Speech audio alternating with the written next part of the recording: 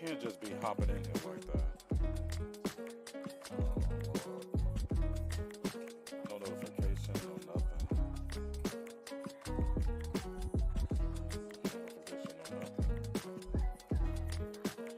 No nothing.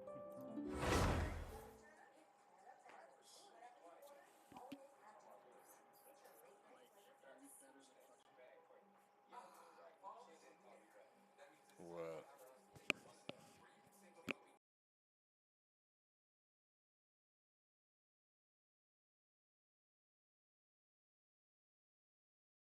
Time for part 3 now.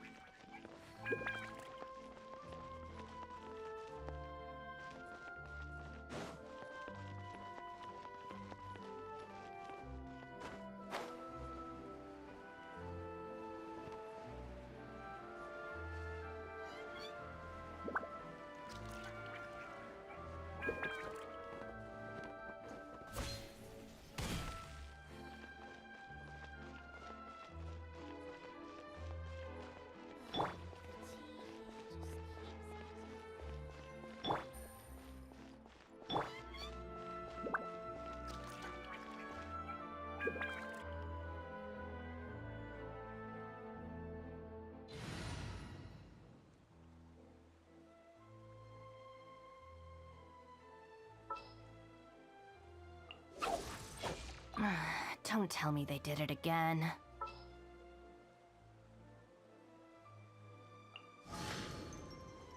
A pleasure to be working with you. Mind me. Our bond is strong!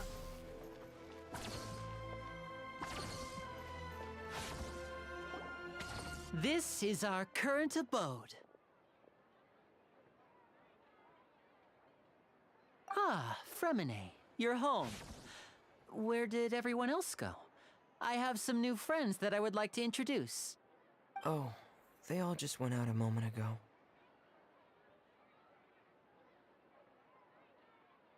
I see. Everyone is getting busier now that Father will be returning soon. I suppose that can't be helped. Allow me to introduce you to my little brother, Fremine. He is a phenomenal diver. Hello. Nice to meet you! Paimon is Paimon, and this is the Traveler! Linny, could you come here for a moment? What is it, Fremine? Do you have something to tell me?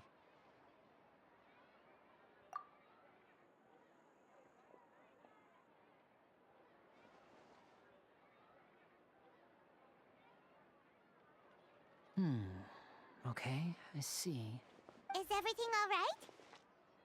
Oh, it's nothing. We were just discussing a little housework. Sorry for the interruption. Oh, before I forget, the Traveler and I collected more materials to make magic pockets. Were you able to get any, Fremine? Yes, I went diving and gathered lots of materials. I was about to give them to you. That's our Fremine, always quick with the underwater work. All right, I'll take these to the workshop.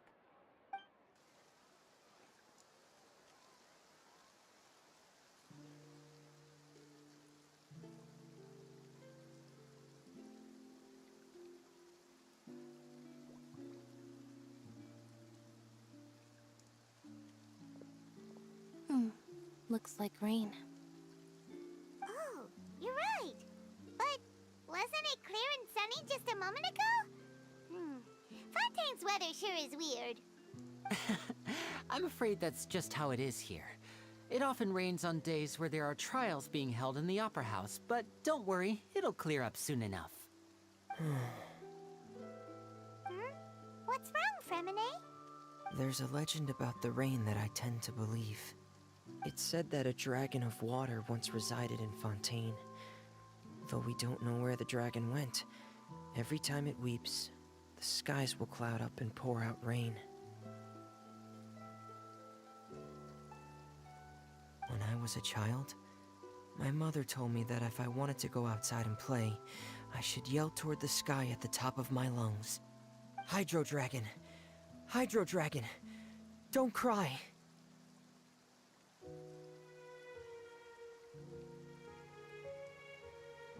If it's an elemental dragon, then having the power to make it rain wouldn't be very unusual. Let Paimon try something. Hydro Dragon, don't cry!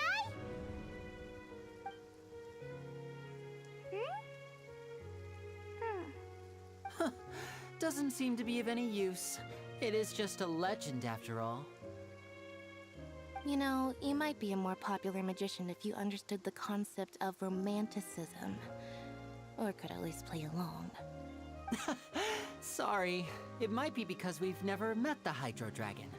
Perhaps it can't be comforted by the words of strangers.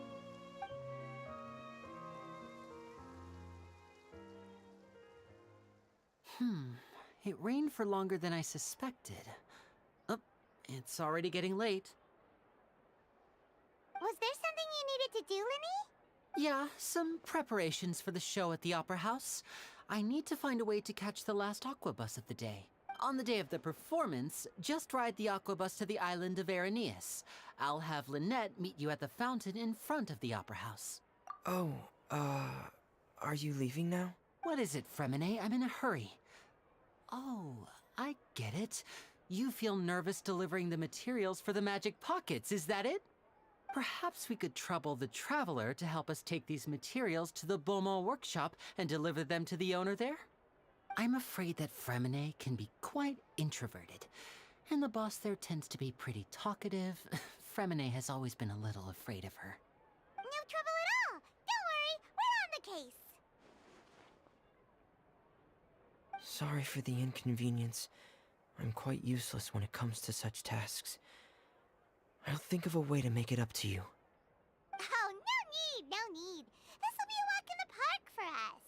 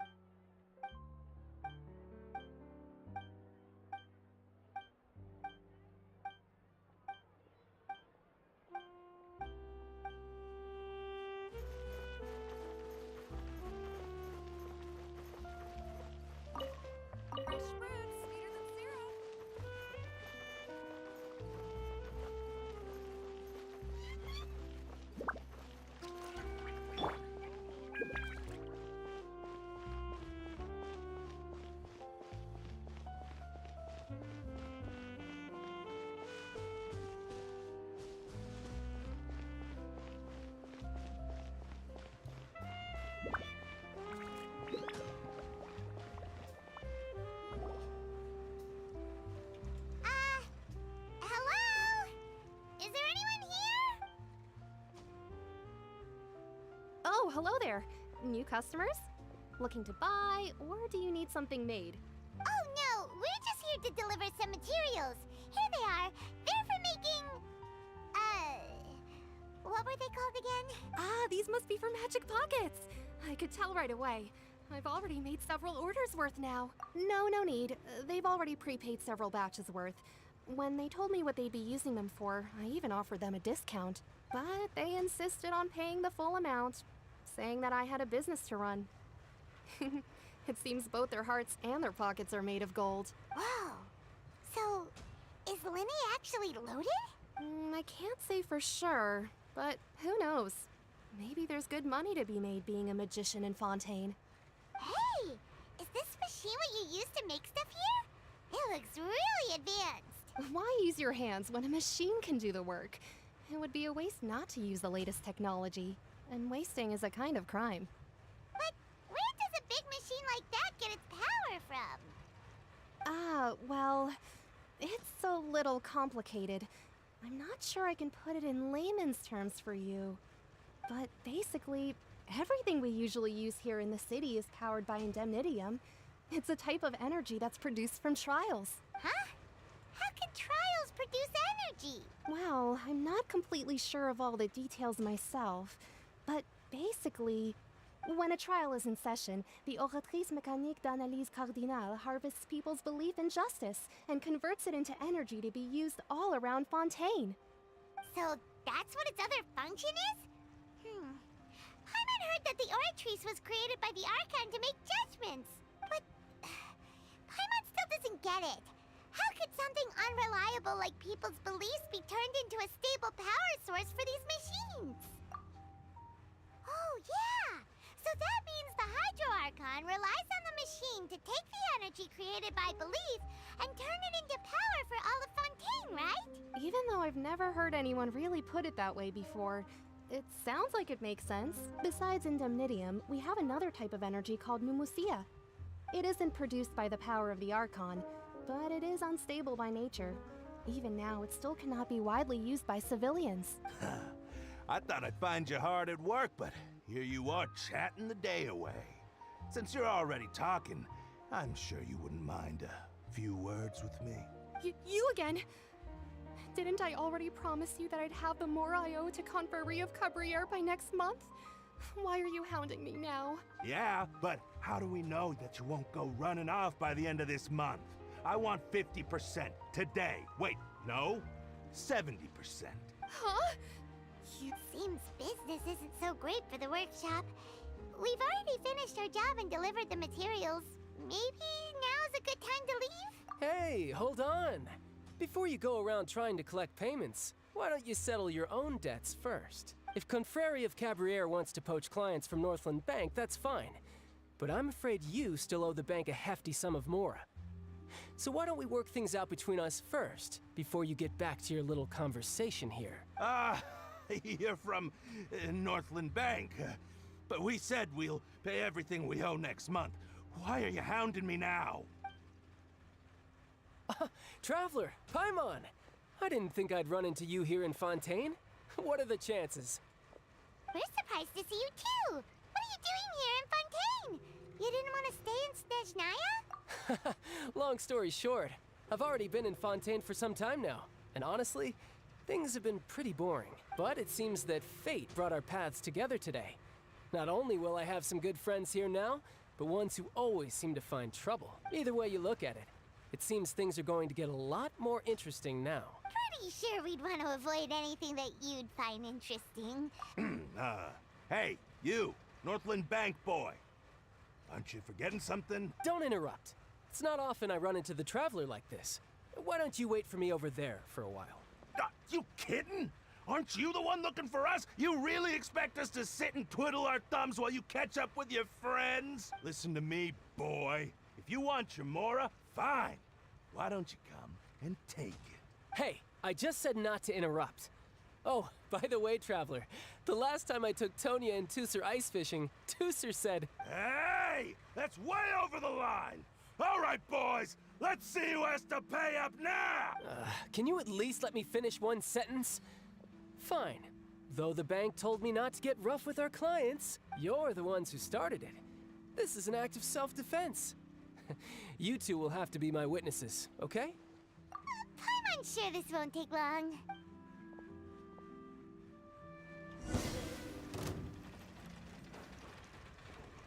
Riptide! Ta! Ya! Ha! Ya! Ya! Ta! Ya! Ta! Ya! No time to lose. Shouldn't let your guard down.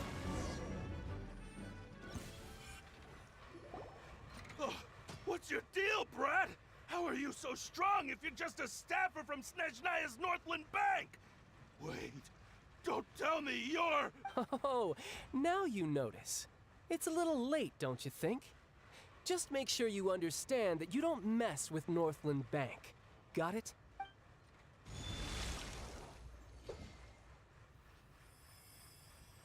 Huh?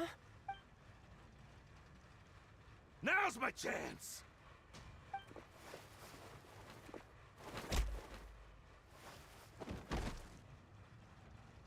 Huh. That was weird.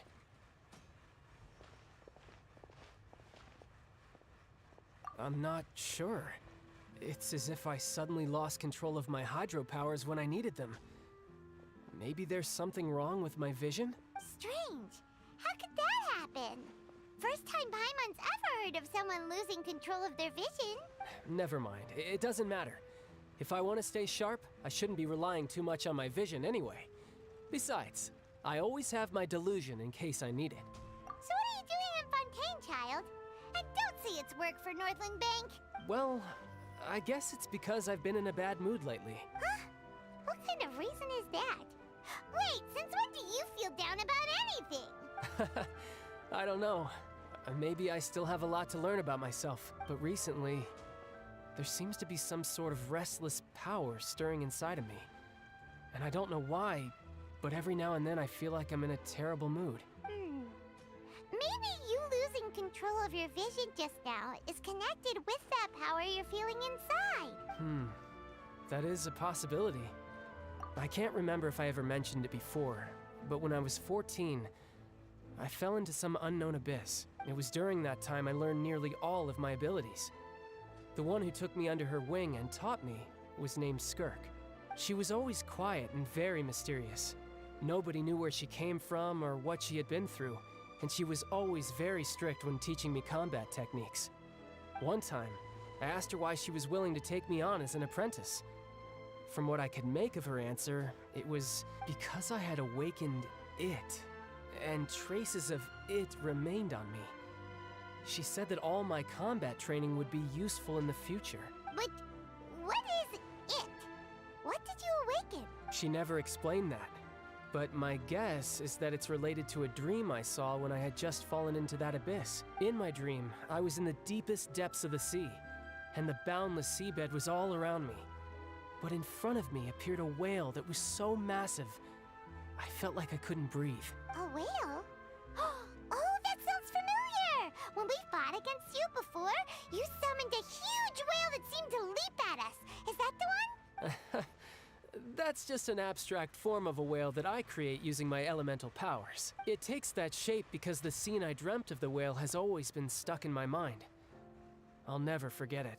So you used the whale as inspiration for one of your moves? Huh. So why don't you just go ask your master? Maybe she knows the answer. You make it sound so easy. Ever since the incident I experienced there, I've never stopped searching for Master Skirk and that unknown abyss. But it's been years now, and I've still found nothing. There isn't even a trace of the place where I remember falling into the abyss. Oh, it sounds like some kind of ghost story. Yeah, I'm out of leads at this point, but there's nothing more I can do. It seems that strange encounters in this world tend to be elusive like that. Oh, seems the time really flies when I'm talking with you. What? More work for the Northland Bank? No, it's more of a personal appointment. Lately, I've been sparring with some of Fontaine's official champion duelists whenever I'm feeling bored. Official champion duelists? You mean it's their job to duel? Yep. In Fontaine, before a criminal goes to court, they're given one chance to defend their honor by requesting a duel with an official champion duelist. The champion duelists are all powerful fighters selected from among the nation's best.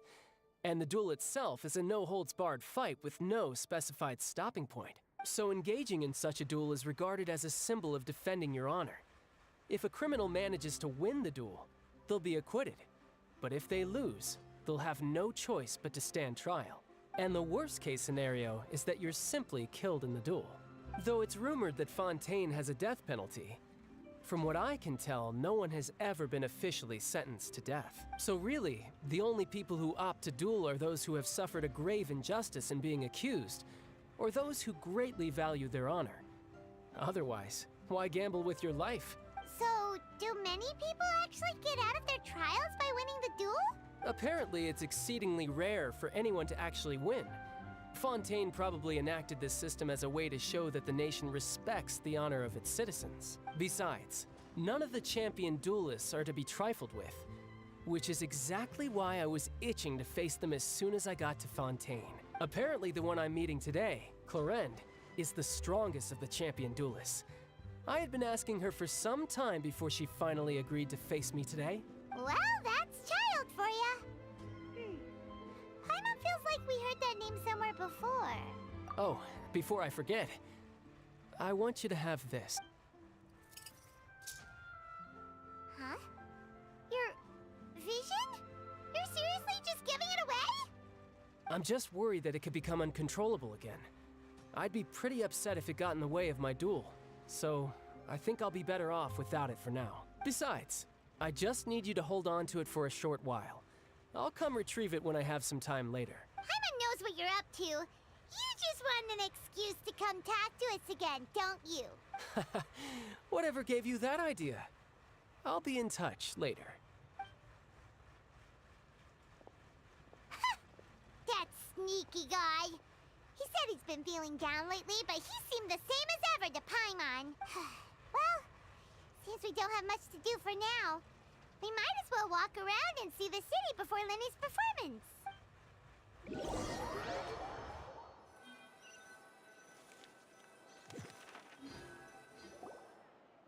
Wow! Who could have seen that coming? The reporter who was barely around for most of the story was the murderer all along! Sorry. Paimon was just surprised, that's all. The whodunits here in Fontaine are a lot different than the light novels you see from Yai Publishing House. Both have their merits, but Paimon thinks this style of novels are more, well, novel. It's so exciting to reach the moment when the mystery is uncovered, especially in the one Paimon was just reading. You should buy a copy and read it too. Oh, sorry about that. Paimon will be more careful next time. Hey, shouldn't we be heading to the Opera House to see Lenny's performance soon? It's almost time for the show to start, so we should get going. Lenny said that the Opera House is on Aranias, so let's go ride the Aquabus!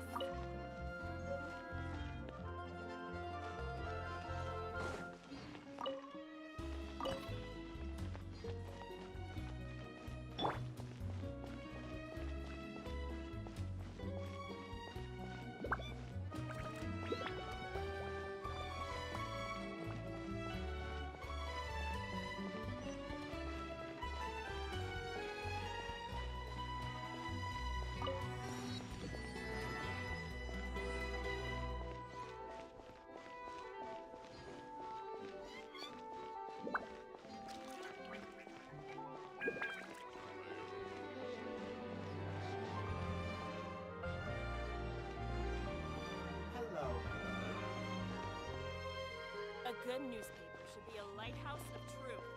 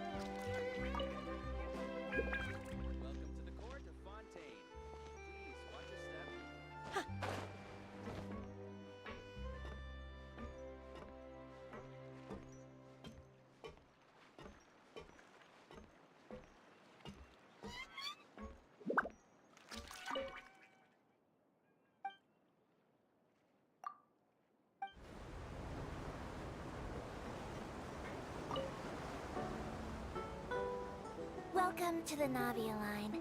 I am Elfan. The boat will be departing imminently. Please do not stick your head, hands, or other body parts outside the boat. The Aquabus operator is not responsible for any accidents or injuries resulting from doing so. Also, please remember to buy the Steambird, though I don't read it myself. The destination of the current tour is Erinias. Points of interest worth visiting include the Fountain of Lucine and the Opera Epiclese.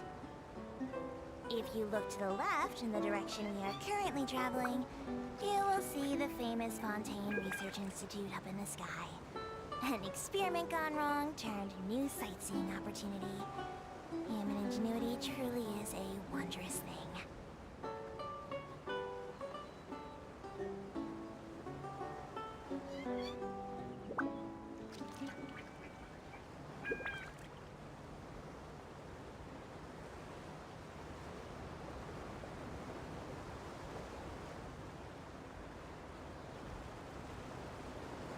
We are now approaching our final destination. Please be sure to bring all your personal belongings with you as you disembark.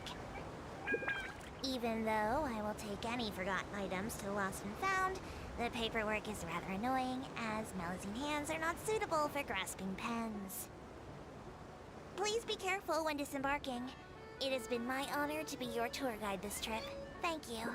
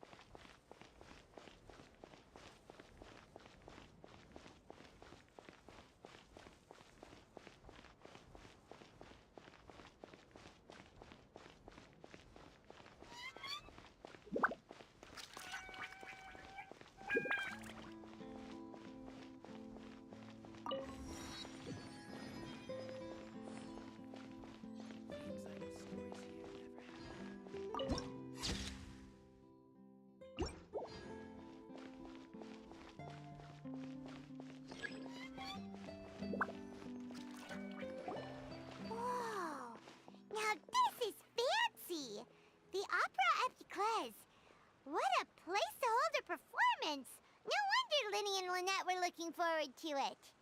Huh. Looks like there's a lot of people standing around the fountain up ahead. Oh, Archon, please bless us with a bright and healthy child. We pray. I don't know why you always feel the need to ask so much. I'll be happy as long as our child is healthy and lives a peaceful life. I guess if they're our kid, then there's no doubt they'll turn out smart. Maybe this is one of the customs in Fontaine. There sure are a lot of couples here. Vache. What's wrong? Vache.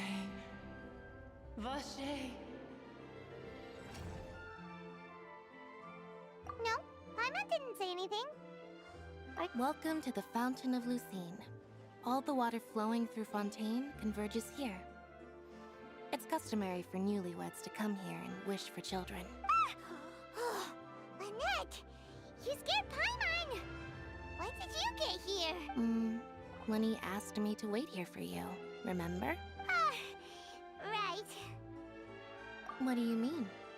There are a lot of people here right now. Hey, you're not trying to scare Paimon, are you? Besides, it's the middle of the day. It's not the time for eerie things. I see. I might be able to tell you something that could help explain the voice you heard. In fact, you might not be imagining things at all. I suspect that what you heard is a result of your hypersensitivity to the hydro element. It's because of his sensitivity to the hydro element? But what would hearing a voice have to do with elemental power? When do you cry, Paimon? Wait, what? What does that have to do with anything? Just answer me. When do you cry? When Paimon's really sad? Oh, and when Paimon's super happy. Oh, and also when Paimon's really, really scared. Then you should understand that tears contain your most intense emotions. Like I just mentioned, the Fountain of Lucine is where all the flowing water in Fontaine converges. Even the tears that fall to the ground will eventually gather here. So maybe what you heard was the intense emotion coming from someone's tears. So, what did the voice say?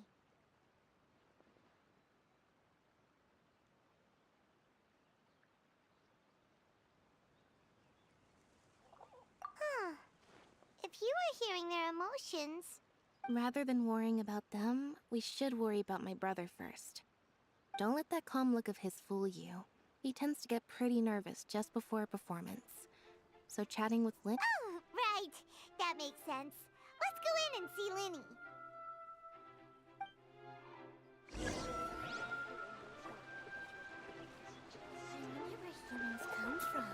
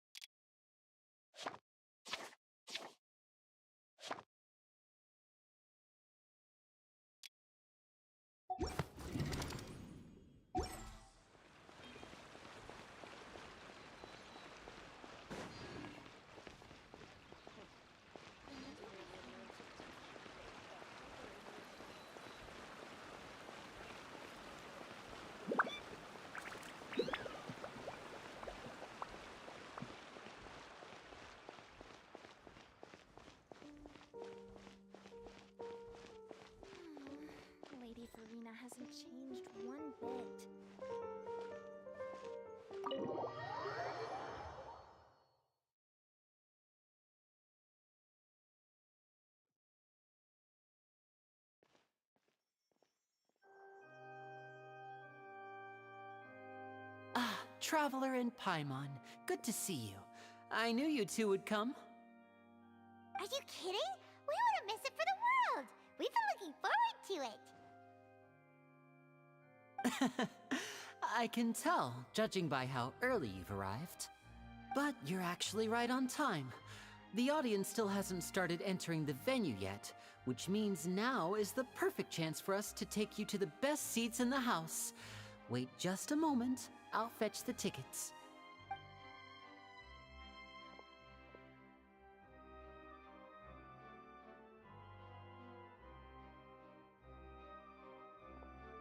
The Opera House has assigned seating, so you always have to make reservations. I've already reserved your seats, and here are your tickets.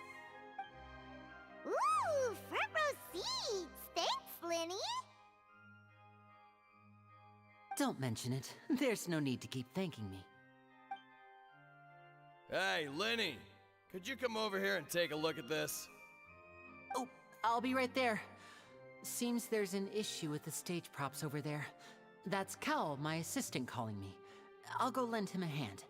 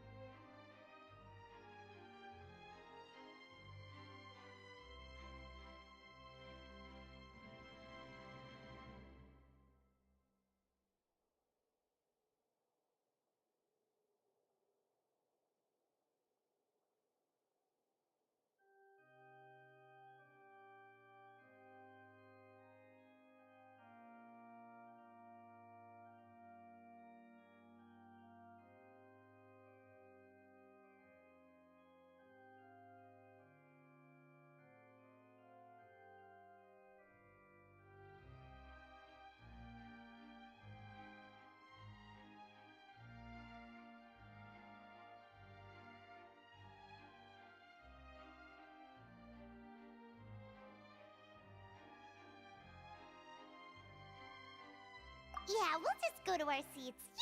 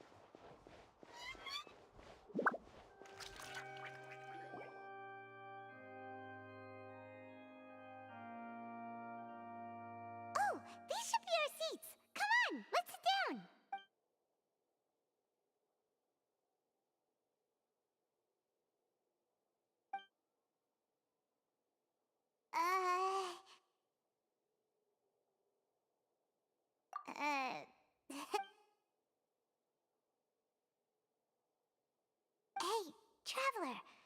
Maybe we should strike up a conversation with...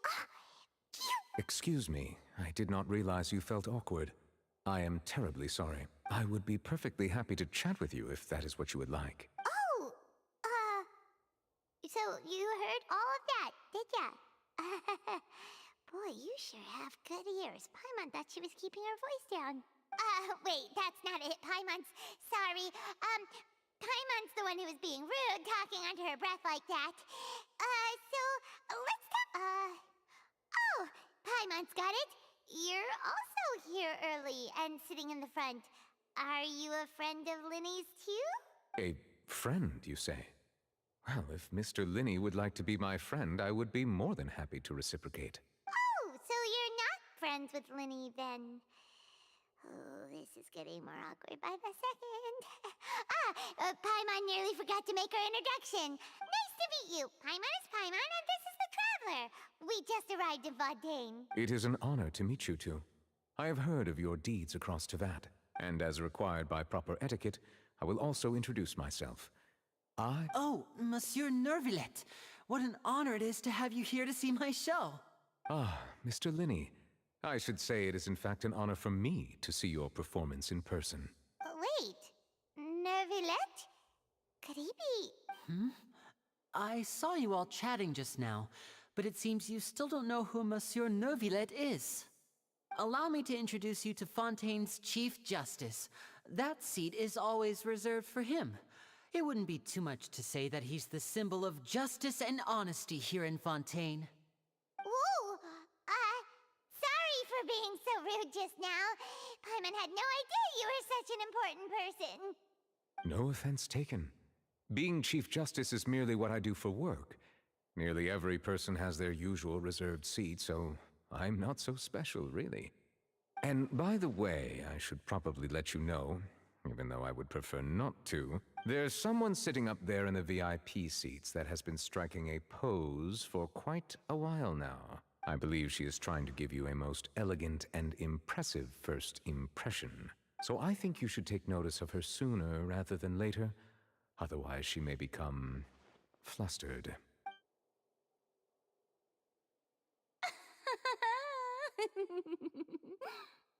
Huh? Oh, it's Farina, the Hydro Archon. Huh. She sure has a smug and satisfied look on her face. Guess she has no idea that you saw right through her act. Very good. That is for the best. No need to pay her any more attention. We may now enjoy the show. Huh? So is this what things are like between the Chief Justice and the Hydro Archon? All right, please wait just a moment longer. I've pretty much finished my preparations, and the performance will start as soon as the audience has made their way to their seats. Yay! The show's finally about to start! Paimon can hardly wait! Paimon's never seen a real live magic show before!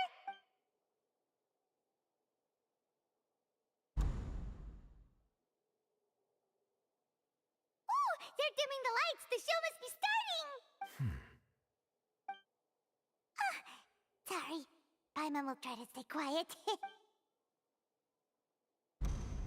Welcome, one and all, to the Opera Epiclese. I am the star of today's show, Linny. And over here is my sister, Lynette, who will be working as my wonderful assistant. Please, let's give her a warm welcome. Hello, everyone. I know she may seem to be a little sleepy right now, but that's just a sign that she's nervous. Whatever.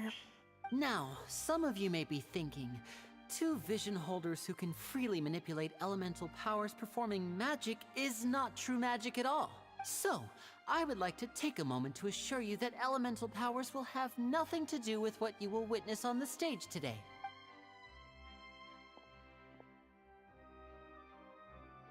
Both Lynette and myself have removed our visions for the show. That way, even the gods won't be able to help us. Oh, good point. That's what makes the show real magic. Now, without further ado, let the show begin. Lynette will now exit the stage to make some preparations. I know you might miss her, but don't worry. She'll be coming right back on stage momentarily. Perhaps in an unexpected way. I'm sure she'll be stealing the spotlight soon enough.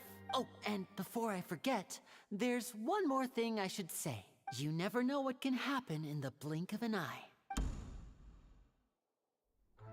A magician's greatest skill is making things disappear or appear. The possibilities are endless.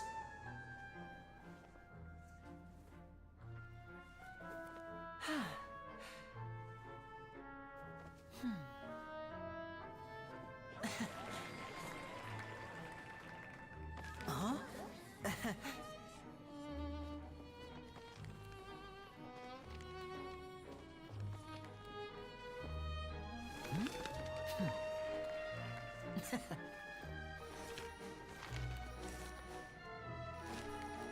But this isn't what you came for. These little tricks, you've seen them all before.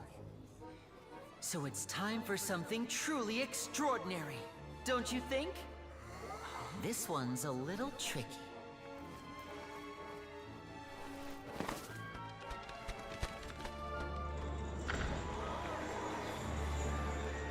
Using this water tank, I shall make my sister vanish completely, right before your very eyes.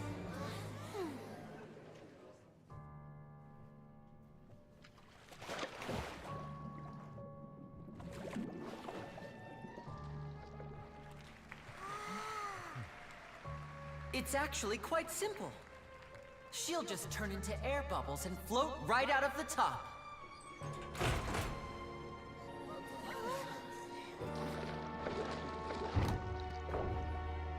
Oh no! I told them to check all the props carefully.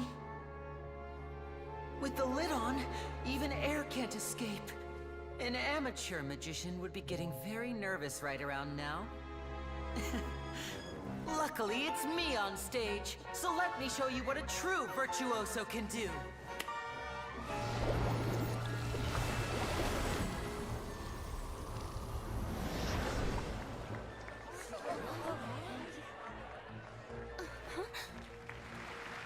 Lynette, are you still there? Don't go too far. We don't want to use up all our magic. Hi, I'm back. Uh-huh.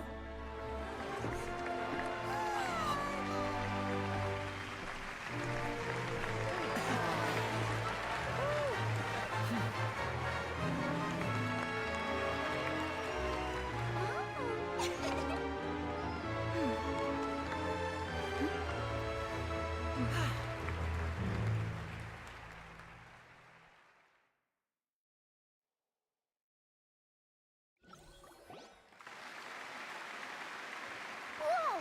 What in the world just happened? How did he do that? Paimon didn't see him do anything. Wasn't Lynette inside the water tank? How did she disappear and then reappear out of nowhere? If we could see easily through his tricks, then that would mean that his skills are still lacking. To appreciate magic, you should focus on the show happening on stage, rather than getting caught up in trying to see that which has been intentionally hidden. Guess you're right. Paimon couldn't believe her eyes when Lynette reappeared. Amazing! Thank you everyone. I'm glad you enjoyed that performance. But our magical journey has only just begun. I've prepared even more astonishing surprises for everyone here. The magic of transformation and disappearance can go far beyond what you've just seen. I'm sure many of you are thinking that escaping the water tank was impressive enough. But Lynette is still my assistant after all.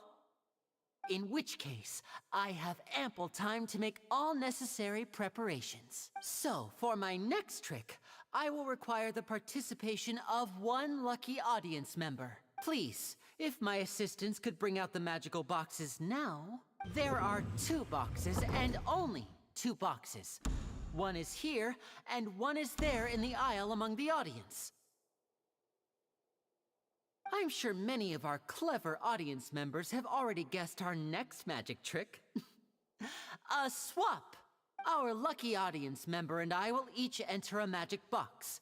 After 1 minute, we will each emerge from the opposite box. Now please, everyone pay very close attention to the box you see here. Don't give me any chance to make a move. Wow! How's he gonna do this? Hey, do you think this is this all magic tricks, or does Lenny have The lucky audience member will be generated by this random number selector. It selects numbers entirely at random. Even I don't know who will be chosen to participate. Now then, let's begin. Let me see. Oh, row 7, seat 3. Congratulations! You now have the chance to experience magic firsthand for an entire minute. Please, come forward. My assistant will take you beside the magic box. I'm sorry, it might be a little cramped inside, but no need to feel nervous. We've carefully arranged everything for you to be as comfortable as possible. You don't need to do anything, but no matter what strange things may happen, don't come out of the box. If the magic is interrupted, who knows where you might end up? You might even find yourself in the Fortress of Meropide. Oh, okay. All right. Before I enter the magic box, there is one more thing I need to ask the audience to do. Could you all give me a countdown? Like this. 60, 59, 58. Just keep counting down. You can go a little faster or slower if you like. I won't be able to see anything in the pitch-black box, so I'll be relying on your voices to know when time is up. Oh, and no tricks now. If you quickly count from 60 in just 30 seconds, then I'll be in a tough spot. Ooh! Paimon kinda wants to count faster after hearing him say that! No, that won't do. I can see it in your eyes. You still can't be trusted. Let's practice together. Come on, repeat after me. 60, 59, 58. 60, 59, 58! That's right, perfect. Keep it going. All right, I'll see you all on the other side once you've finished counting. 54, 53, 52? Why aren't you counting, Nervalet? I am counting in my head. I think things are exciting enough in here as it is. Merely a consequence of my identity and personality. Do not worry about me. Just enjoy the show. Oh, all right. You look so serious that Paimon thought you might be feeling uncomfortable or something. 40, 39! Mr. Linney, are you all right in there? Is everything ready? Yes, I'm fine. I'm just double-checking the direction of the magic. It would be a disaster if we get sent to the wrong places. For example, mid-air right above the audience. Even though he's saying that, Lenny doesn't seem nervous at all. What was that noise? Did you hear it too? Not sure. Anyway, it doesn't seem 25! What's wrong, Mr. Linney? I seem to have accidentally knocked over a decoration. I'm trying. Never mind the decorations. There's No, that's unacceptable. 19! It seems things aren't quite going as it feels like you're all starting to count faster, but that's all right. I know it can be tiring. 10 seconds and change is still plenty of time. 10! Almost there now. 8! Swapping two people is harder work than you might think. Even a master magician like me can't guarantee I'll get it right the first time. Hey, wait! Is this the back one? I can't tell. They both look the same inside. Huh? No, that's not it. I'll try again. 7! Hey, slow down! Honestly! 5! 4! 3! Whoops! That doesn't count! 0!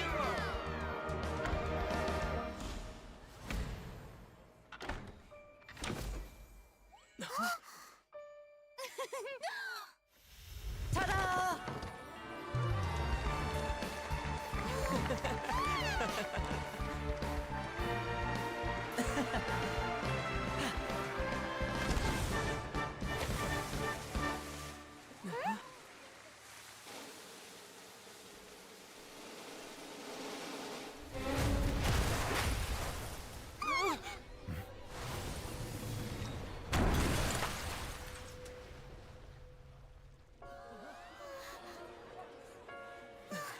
What happened?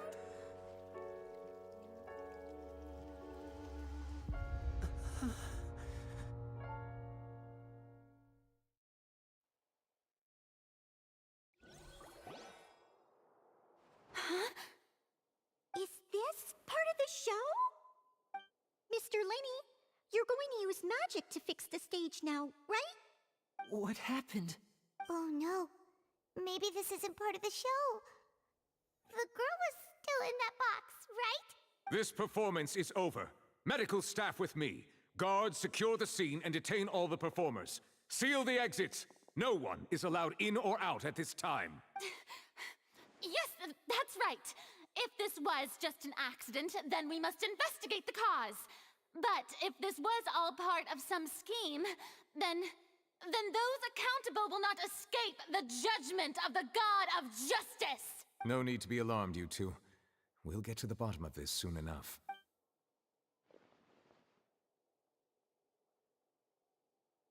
Unfortunately, the person who is in the magic box has been pronounced dead.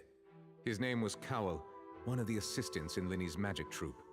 Apparently, the fireworks on stage ignited the ropes that were suspending the water tank, which then caused the tank to fall onto the stage. As of now, we are still not sure why we found Cowell in the box, rather than the guest from the audience. And after an initial search of the area, the guards have confirmed that the girl is nowhere to be found. It appears that this incident was not merely some mishap with the performance, and there are many indications that it is connected with the case of the serial disappearances of young women. The serial disappearances case? That's the case that Charlotte mentioned before! I know the truth. I can see through the whole thing. Really, using such a shallow and obvious mystery as his finale. Did he really underestimate us that badly? I say that our powerful magician, Mr. Lenny, is now the prime suspect for the serial disappearances case. Huh? Why me?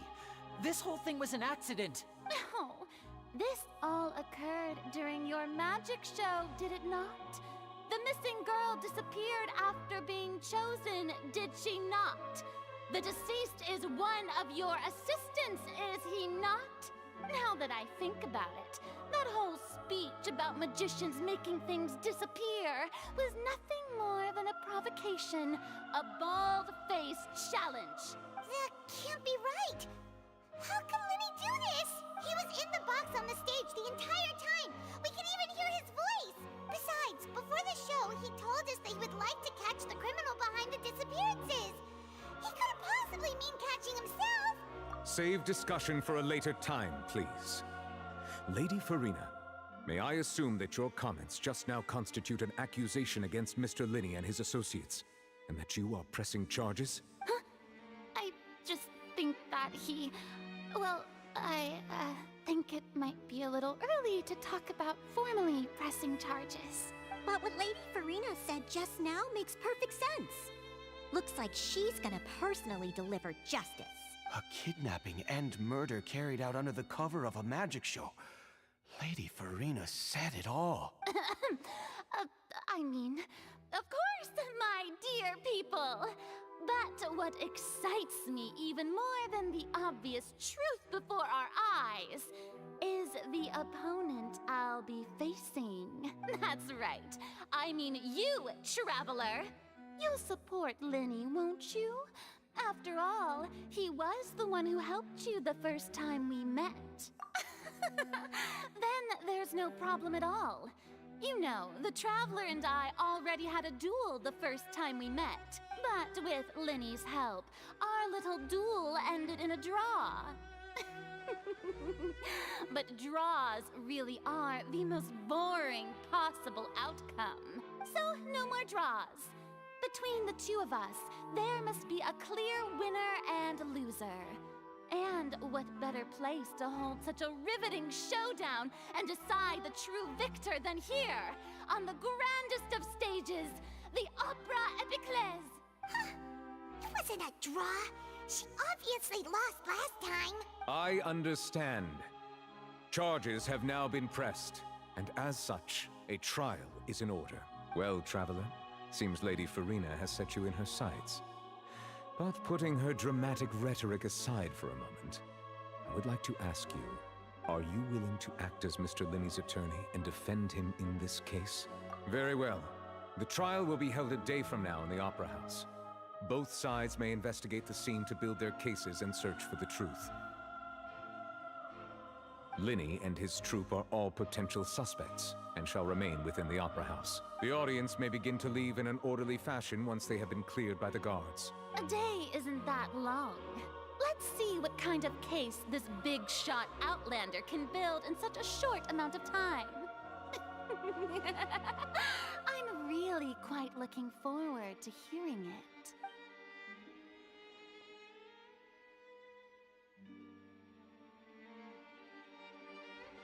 Linny!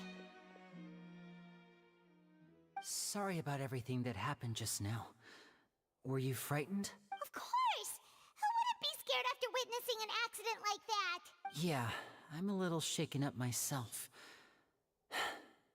How could this happen? And poor Cal. I know you already claimed that you would defend me, but now it's just us talking. Tell me, do you think I could possibly be the murderer? Good to hear. Thank you so much for trusting me. I'm sure everyone sees me as the biggest suspect at this point. But if you ask me, the whole thing is mysteries layered upon mysteries, such that all that's left is confusion. I don't know whether what happened there on the stage was purely an accident or not. And I don't know why poor Cal was in the box. As for how that girl chosen from the audience could suddenly disappear, I'm afraid I don't have any answers either. If someone tampered with my performance, then we need to figure out what they did. Even a skilled and knowledgeable magician like myself couldn't pull all that off in just 1 minute. Which is precisely why we need to investigate! As this book says, the impossible could not have happened. Whatever happened must have been that which is possible. Paimon bought them when we were reading at the bookshop in the city earlier. Pretty cool, huh?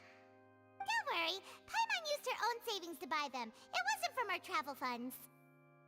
I think they look cute on you, Paimon. You have good taste, Lynette! That's the right attitude.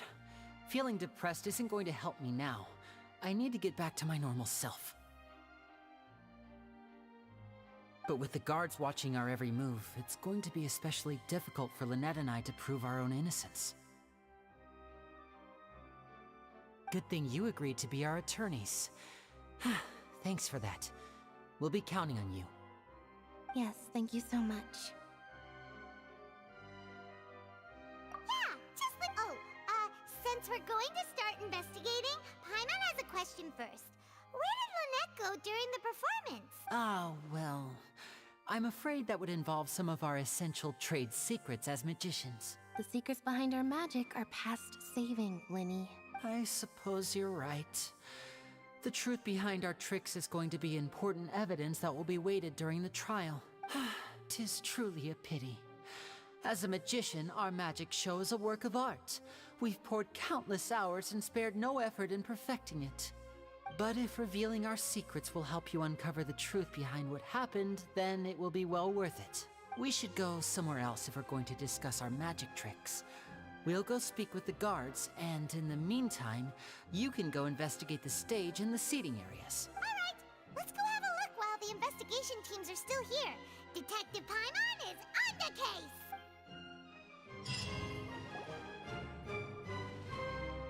Hello, officer. How's the investigation going? I see. You must be the traveler that Lady Farina mentioned. Listen, I'll be perfectly honest with you. I'd avoid getting mixed up in this whirlpool of a mess if I were you. Huh? What do you mean? Come with me and you'll see. The deceased is one of Linny's assistants named Cal. Even though he hadn't joined the troupe long, he was hardworking and everyone generally liked him. The assistants are usually in charge of setting up and inspecting the props, as well as assisting with the show and keeping the crowd engaged. As you probably saw when you were in the audience, the water tank suddenly fell and smashed the box with Cowl inside it. This is the real mystery. We've already searched the scene and were unable to find any traces of the girl. However, if you look carefully, the box was positioned directly under the water tank. The ropes holding the tank were then burned by the pyrotechnics on stage, causing them to snap. All these factors lining up so perfectly makes it hard to see this as a mere accident. If anything, the more logical explanation is that the whole incident was intentionally planned, and Linny is the most likely person to have access to all these areas. But he doesn't have a motive. Are you both good friends of his? Well, you can't say we're good friends, but we've known each other for a little while. So in just a short time, he was not only able to win your trust, but even convince you to act as his attorneys. I know there's no such thing as magic. The real trick of a magician is holding the audience in the palm of their hand. I've seen a lot of cases, and I can tell you that people are the least reliable kind of evidence. Sorry, I tend to be pretty straightforward. Just know that I'm warning you for your own good. Anyway, you may investigate the scene of the crime yourselves if you're curious. Who knows, maybe you'll be able to come up with some new evidence.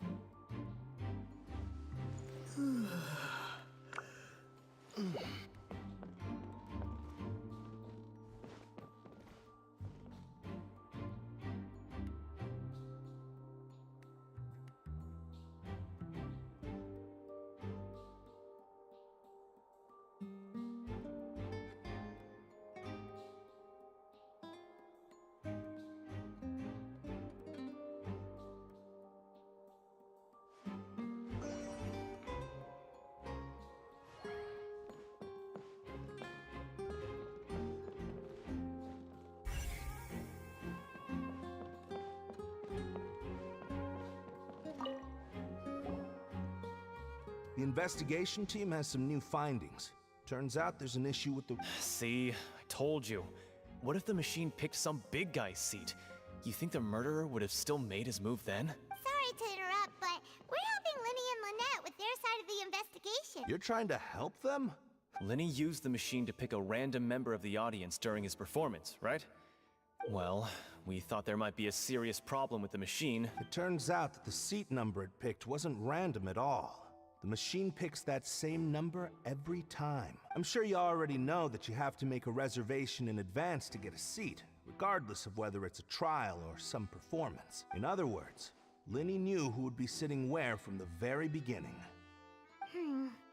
That much checks out. Let's just see why I was saying it'd be tough to make a case for Linny. Even though it's been...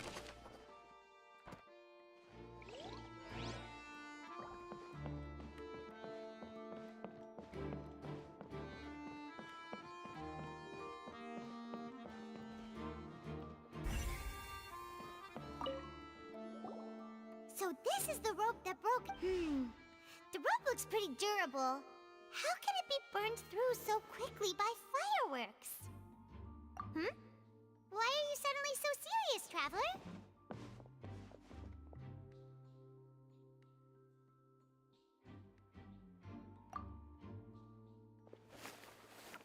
Whoa. Look, most of it was burned away, but there's still a little bit of it left.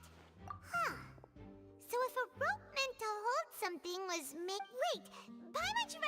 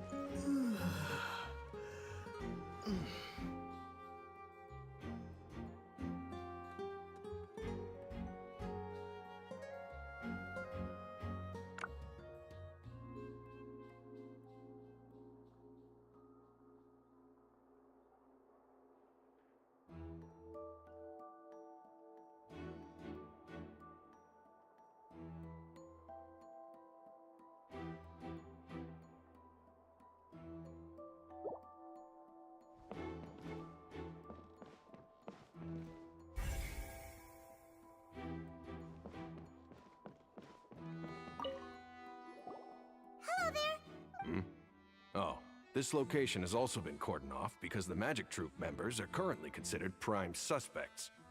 The investigation team is still collecting evidence. The seats were all booked in advance, so we were able to deduce the missing woman's identity by checking the guest list.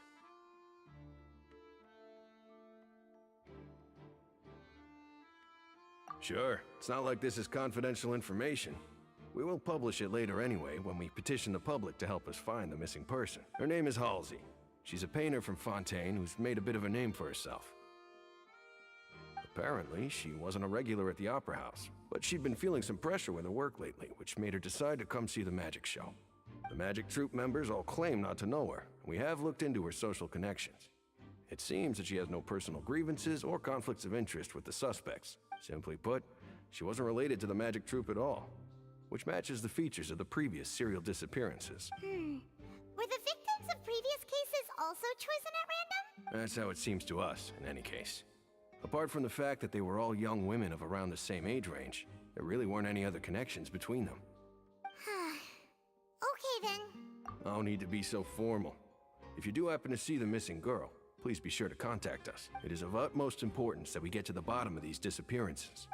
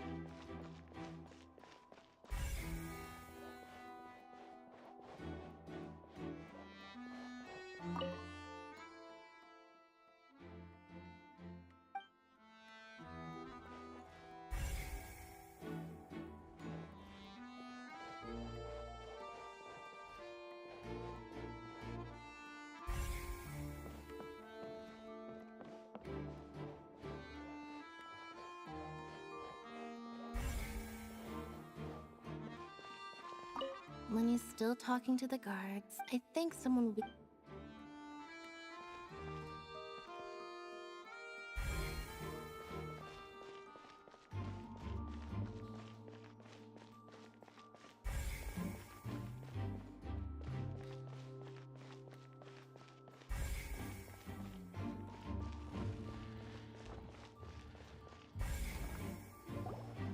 Hey, you!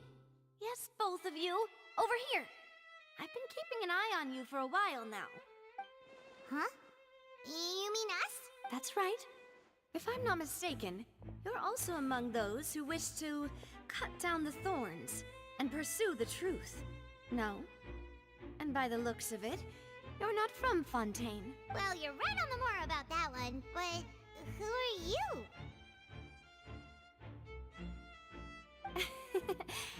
Have you never heard of the Spina di Rosula? From mediating disputes and providing protection to solving conundrums, you name it, Spina di Rosula does it. And I, Navia, have the honor of being its renowned president. Though those who play by our rules call me boss. I'm Silver, her attendant. Pleased to meet you. And I'm Melus. Demoiselle's various daily needs and affairs are under my purview. Huh? Boss? Demoiselle? What gives with the names? Well, I am the second generation president. Malus and the others are still used to my previous title. My apologies, Demoiselle. Should you prefer, boss, I will endeavor to use that instead. No need. You don't have to call me boss. Just Navia is fine. Okay, if you say so. Not that we're members of Spina di Rosula anyway. All merely trifling details. Never mind. Now, back to the situation at hand. That's right. I've always kept an eye on the serial disappearance cases. My interest stems from a matter back from my father's time. Judging from the look of things, I find Linny an unlikely mastermind. Really? We think so too! That's why we're looking for clues now. But how did you come to that conclusion? Intuition, naturally. My unparalleled intuition. Farina sure was quick to point the finger at Linny without any decisive evidence whatsoever, wasn't she? But that's not uncommon for her. If you remember, the Justice had to interrupt her and ask if she was pressing charges just to keep her from getting carried away. Anyway, a trial begins the moment someone levels charges. And, of course, there was no way Farina was going to back down in that situation. Sounds more like you just don't trust the Hydro Archon. Well, what's your opinion? I must admit that she can be interesting at times, but liking her doesn't mean that I'll blindly agree with her. All right, I've answered your question. Now, it's time you answer mine. Wait a minute, did that answer count? Well, I say it does. But don't worry, you won't hear any pointless questions from me.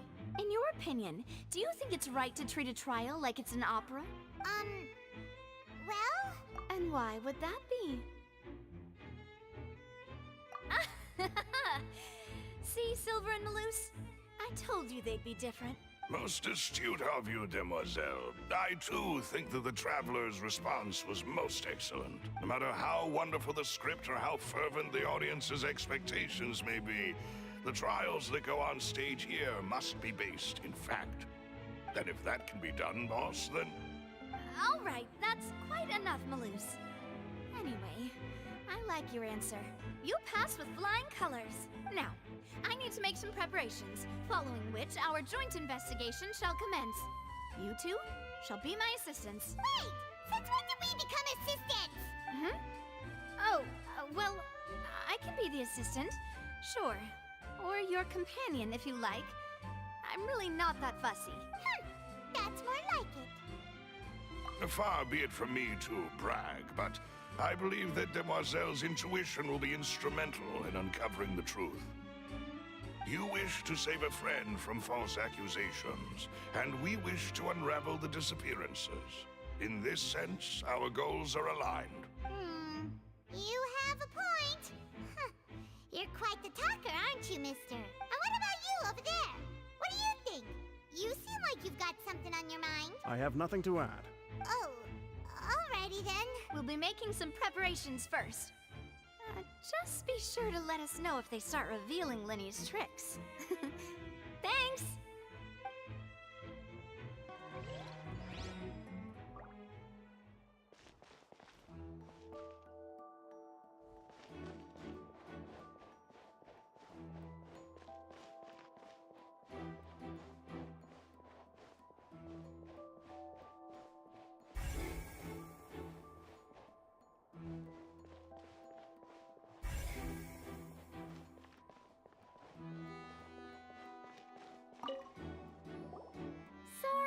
But no one can freely...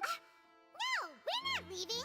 Were you always guarding this entrance? Yes! After the Chief Justice gave the order, everyone coming in or out must undergo a strict inspection. So, the missing girl couldn't have left from here. At least, not from that point on. I doubt there was... How can you be so sure, Well, because I was in charge of security near the entrance at that time. I couldn't see Linny's performance from here, which was quite a shame. Just my luck. But still, I did not abandon my post. And I stayed put no matter how loud the applause was. If someone had so much as even approached the door, I would have noticed it, let alone if they had tried to leave. We Melazines are good at that sort of thing, you know. So, it's safe to say the girl couldn't have left through here. All right, thank you for your help. This will be useful info.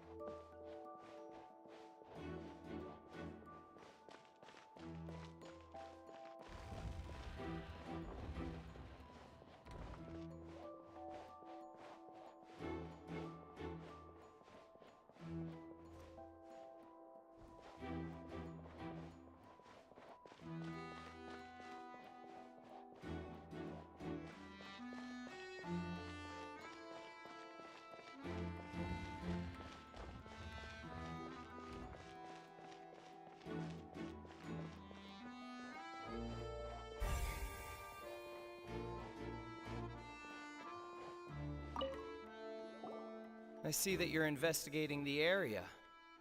Well, it just so happens that I'm interested too.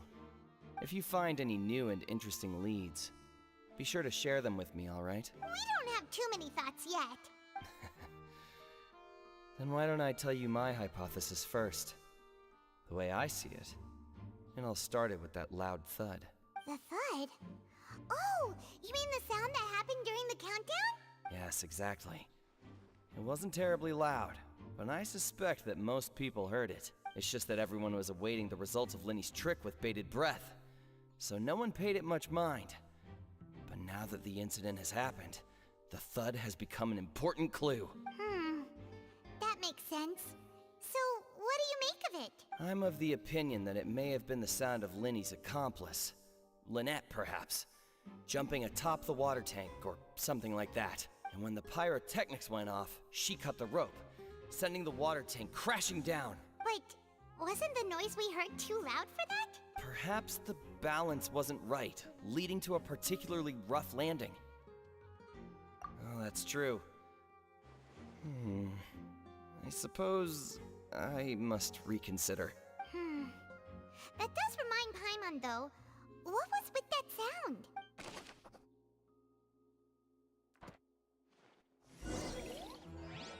We've checked everything of note here at the performance venue. Paimon wonders how Linny's discussion with the guards is going. Let's go see, shall we? Ooh, things are getting interesting, huh? Understood. Then I will be going with you. Just so you're aware. Very good. Thanks for being so agreeable. I'd pull a rose out. You may spare the pleasantries. I'm just doing my job. You've arrived. Who's this? Me? I'm Spina di Rosula's guardian angel. If you've got a problem, I've got the firepower. Sorry, I got a little carried away there. Call me Navia. I'm a partner of theirs, and will be helping investigate this whole situation. And these are my companions. Would you mind if they join as well? Fine by me. Oh, new helpers? I would be most grateful. Well, let's just say we're tagging along. It's not every day you get to see the secrets behind magic performed on such a large scale. I appreciate your kind interest. Come with me. We'll be heading below stage. Huh? Below stage? Yes, a world of secrets is hidden beneath this magic box, prepared specifically for this switcheroo trick. But before I reveal everything, you should have a look first. Notice anything strange here?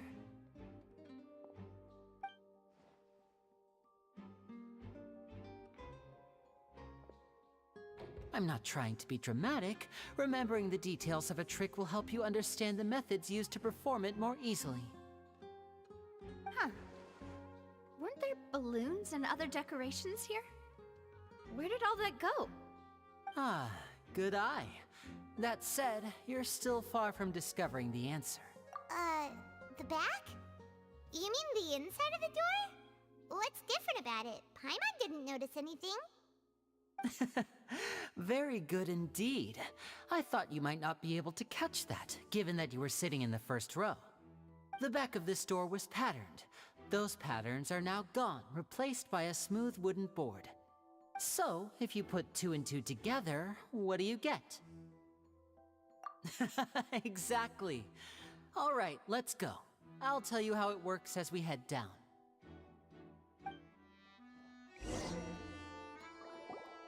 Oh, so there was a passageway under the magic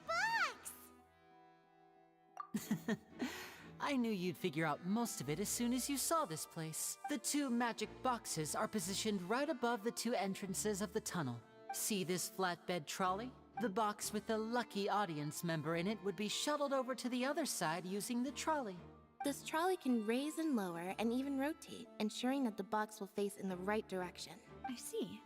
So that's the purpose of the box inside another box. Precisely. The inner box would descend after the audience member was put inside and be moved along the trolley, all while the outer box would remain on stage as if nothing had ever changed. So that's how you did it! Once the box was lowered, the trolley would store some energy through this device here, with which it would complete the rest of the steps. The audience member would only be able to feel some slight movements in the dark, and by the time she walked out, she would already be back on stage. Right! You were talking that whole time, and you even came out for a moment near the end! Ah, yes. A phonograph operated by Lynette was used to achieve that effect. My assistant and I had already scripted our conversation beforehand. When the countdown began, I had already gone to the opposite box via a tunnel using that ladder. And what about Lynette? Where was she? I was in the mezzanine space in the back of the box. Oh, interesting! That's how we were able to coordinate Linny's lines with the assistant. And, by the way, I was the one who walked out of the box at the end. I mean, we are twins.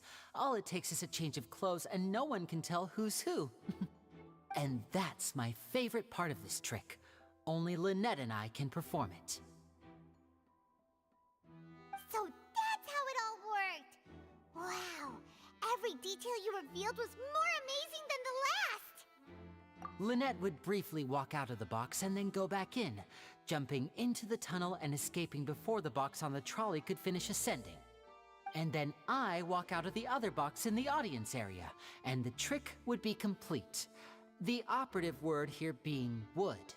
But as you saw, Cal was in the box, not our audience member. She, on the other hand, mysteriously vanished. We really don't know how that happened. If not for that interlude, this would have been an astonishing trick. I probably never would have figured out how you pulled it off. And yet, to think that someone was able to use this magic trick to commit a crime. Could we have a look around? I think we can come up with some more leads. This is the scene of the crime, so Linny and Lynette are not permitted to stay here. I'll escort them back up. Yes, of course. No need to be so strict now. I won't disappear into thin air, you know. Thanks, everyone. We're counting on you.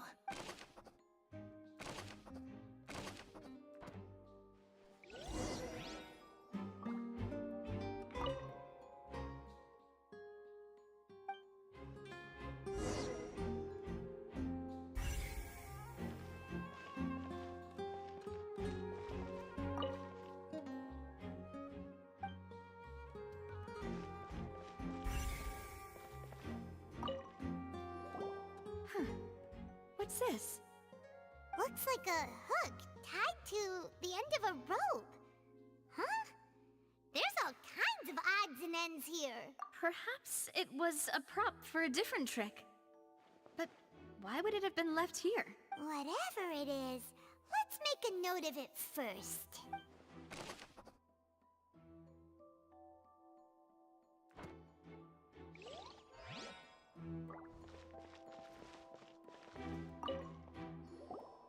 The floor is wet. Please be careful not to slip. Speaking of which, why would there be water here? Oh, Paimon knows! It's one of those tricks where you pour water into a jug and here's a broken vase. Huh. Did the trolley knock it down while moving? That can't be. The trolley moves along tracks from start to finish. It couldn't have hit the vase at this distance. Let's note this down too and think about it later.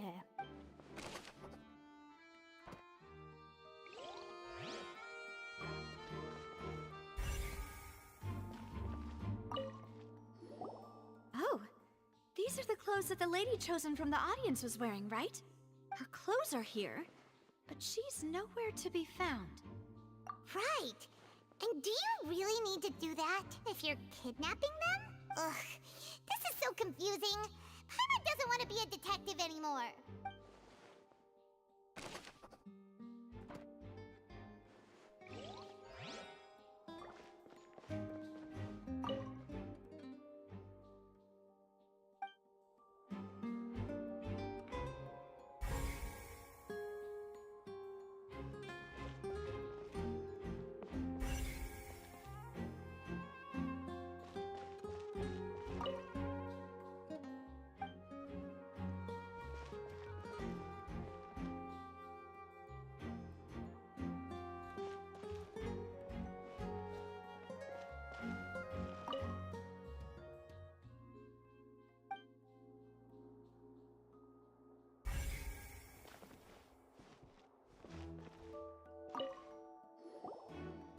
is this place? It seems someone could fit. Huh. Could this... Alone, perhaps. But if... But there are no other ways in or out of here. Oh, you're right! Let Paimon write that down.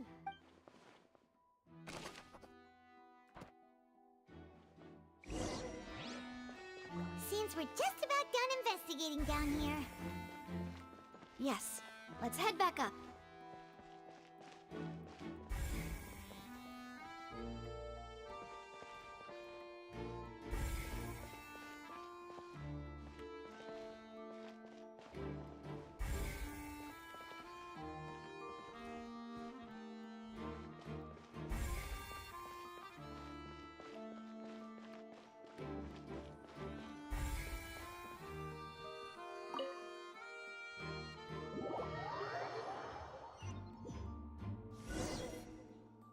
Well, we've ascertained the state of the crime scene. Let's find a place to sort out our findings once Malus returns.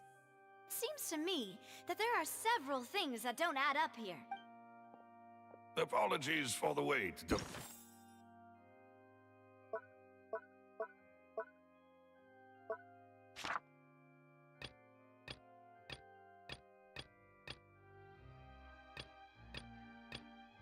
Mademoiselle.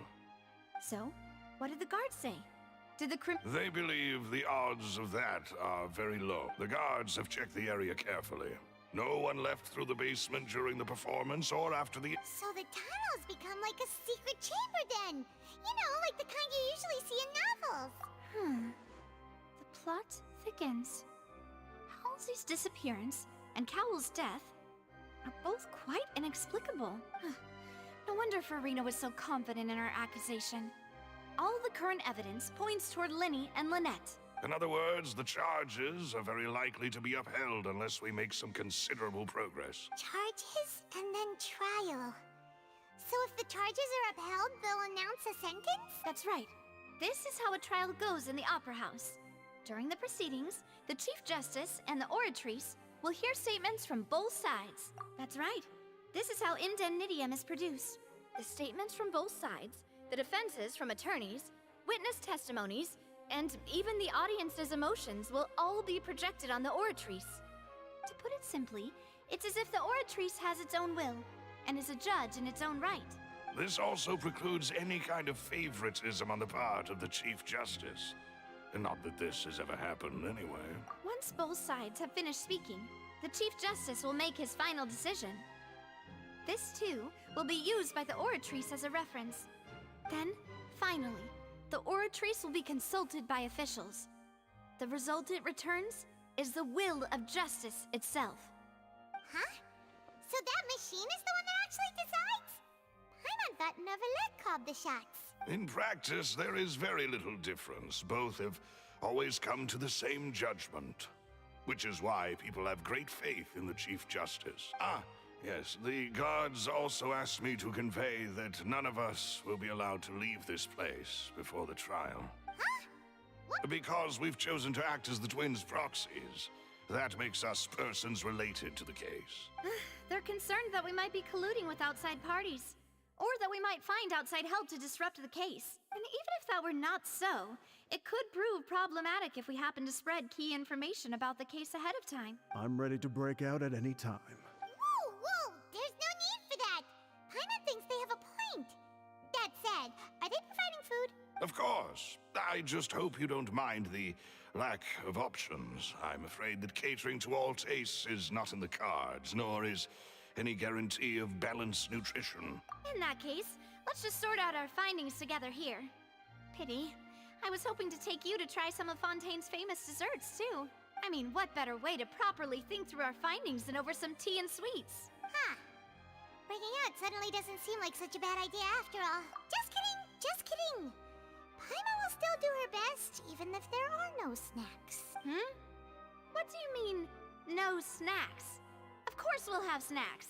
If we cannot buy some, then we'll simply make some. Huh? Here? But how? Understood, Demoiselle. Everyone, please come with me.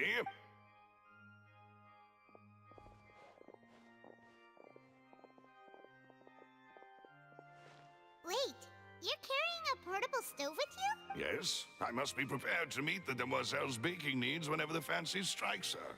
I have eggs, sugar, and almonds at the ready. Good work, you two. Then I'll get to it. Please sit tight for a moment. You'll get to taste my awesome snack soon enough. These three are quite the interesting group.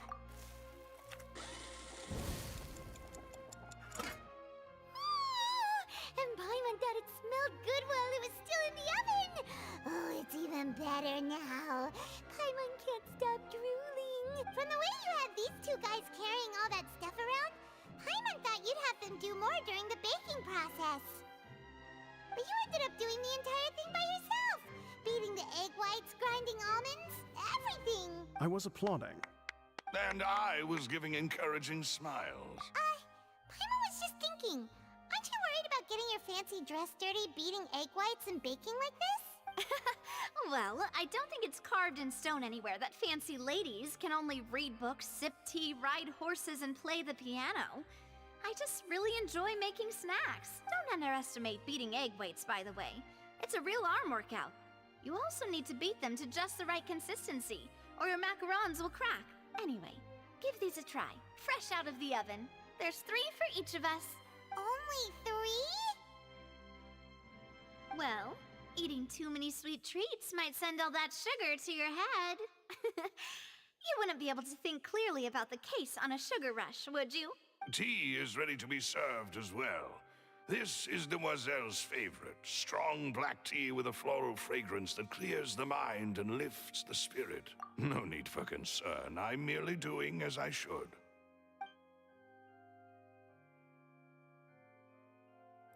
All right then.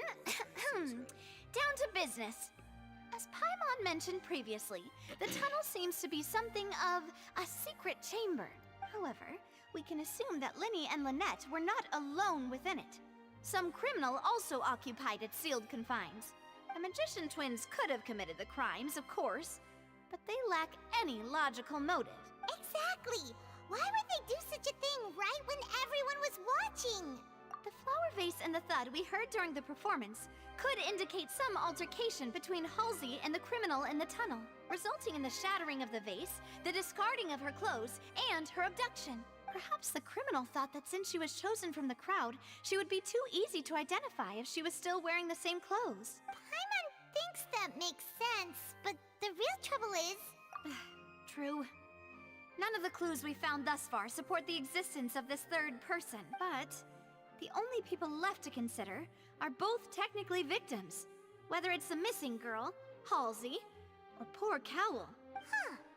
Could Halsey have secretly made modifications to the magic props in order to murder Cowell before making her escape? That's right. And even if she had tampered with the setup, she would need to understand the entire trick to pull it off. Nor does she have any motive. The guard said that she has never had any dealings with the Magic Troop's members. Were we not thorough enough in our search? From the sound of things, this is turning into an impossible case. Your macarons are amazing though, Navia. They smell great! They're nice and crisp and super sweet! They are my specialty after all. And I see you've already had 5 of them. What? 5? Oh, that can't be right. Paimon only counted 3, honest! Please don't worry about it. At my age, a few less sweets might actually be a good thing. No. Being greedy is one thing, but Paimon knows how to count. Besides, Paimon knows that if she ate too many, then others wouldn't have enough. Wait, even you don't believe Paimon? How could you? If Paimon ate those 2 extra macarons, then may they turn into stone in her stomach! All right, we get it. Well, I suppose one of us might have gotten too engrossed in our chat and eaten them by mistake. No big deal. Malus, set up the stove again if you would. Huh? What are you doing? Making sure everyone gets 3 macarons, of course. Exactly. We don't want to trouble you. As you wish, Demoiselle. And I have the egg, sugar, and almonds. Well, this really is your hobby, huh?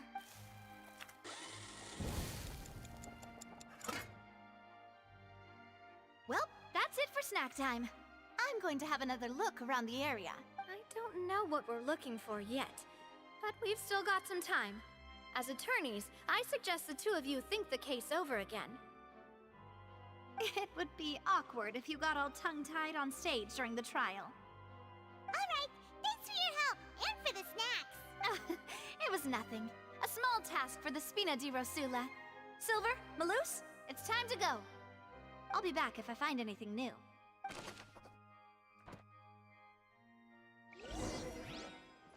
Alright, it's time to put our heads together. We've got to get our defense ready for the trial. Oh, it's probably gonna be a long and difficult case. There's no point in worrying about that now. We just need to prepare. Here, take Paimon's notes. They should help you review the situation.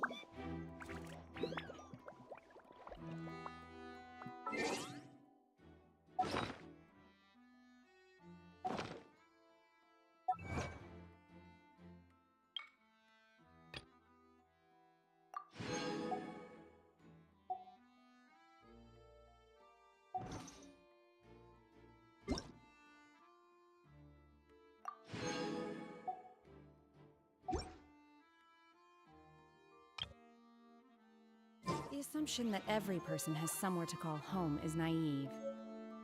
I got used to living in the mountains alongside the birds and beasts.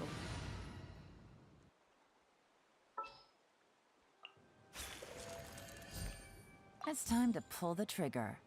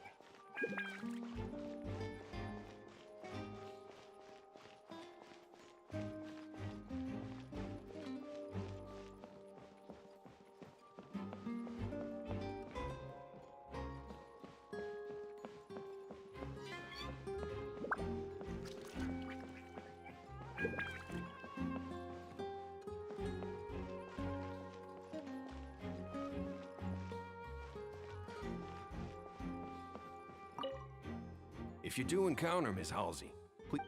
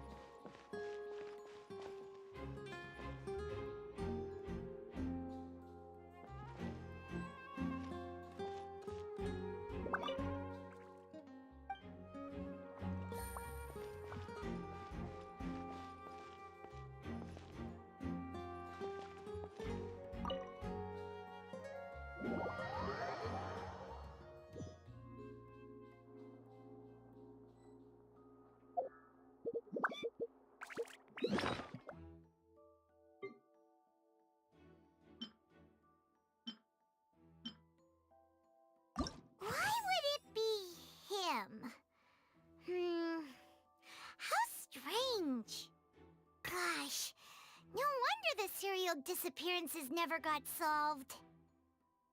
We all heard that noise, didn't we? The performance would not have been visible from where the doors were guarded. If Paimon were on duty, she would have snuck back into the audience seating.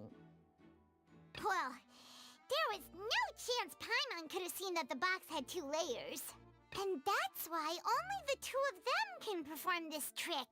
There was no third person. And Paimon didn't eat more than 3 macarons either. Digging a tunnel just for a magic trick? Whew, that must have been a lot of work. Whoever the murderer was, they must have made preparations well beforehand. This rope was obviously tampered with. People needed to register and reserve a seat for the show. That, combined with this number selector, could allow you to pick a young lady instead of some old fogey. This is probably a prop, too. Oh, looks like it could hook onto a lot of things. Like the Traveler's fishing rod! This flower vase is probably a prop for the show. But it also could have been used in the crime. Paimon doesn't get this at all. You think about it for a bit, Traveler.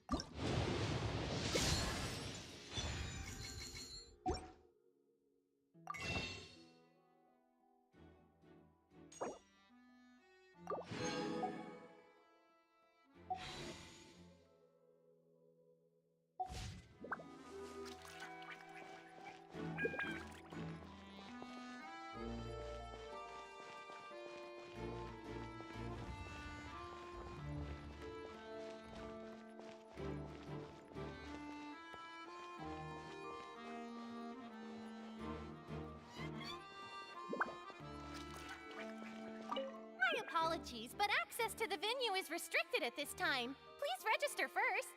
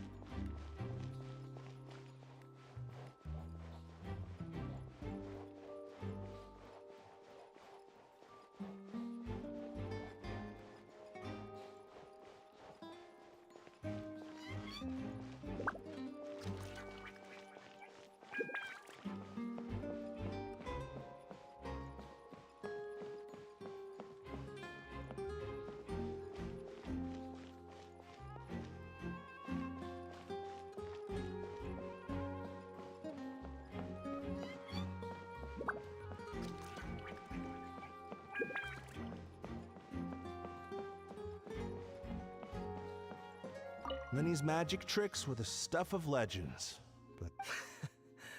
Look, doing magic tricks is one thing. Pulling off a crime is something else entirely. Maybe he was just too full of himself.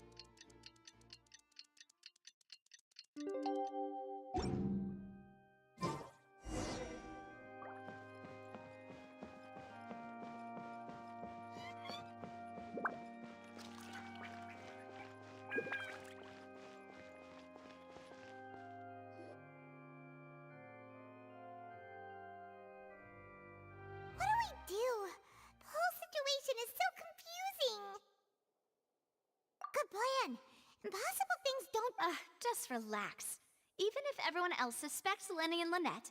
Besides, I doubt Farina understands any more about what happened than we do. Thanks, Navia. Well, we'll be going then. Best of luck to you.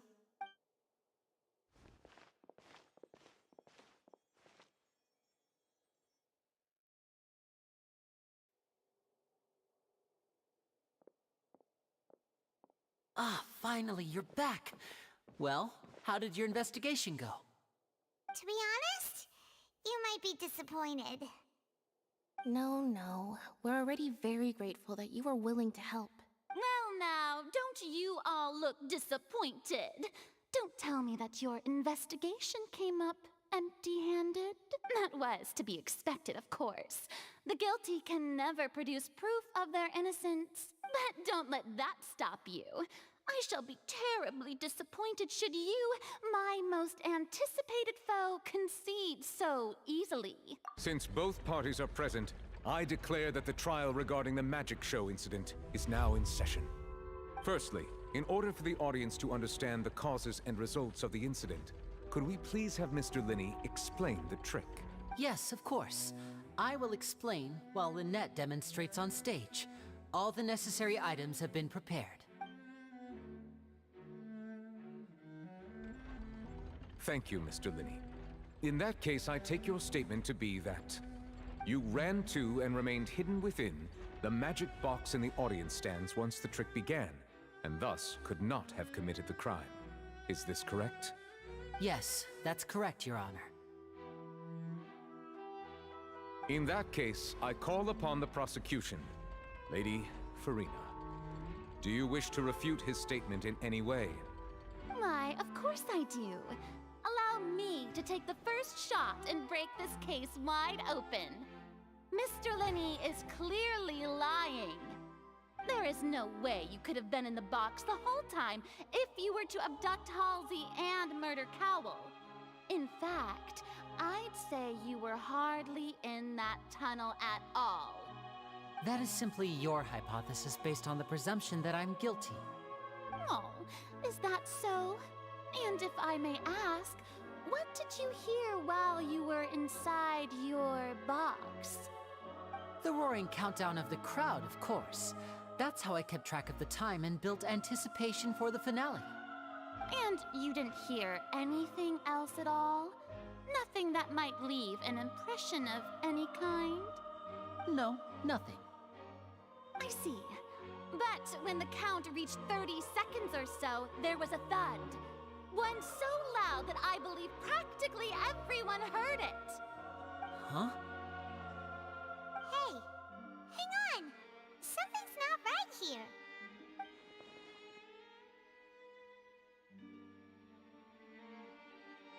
Yeah, I'm sure he could have heard a noise that loud from inside the box.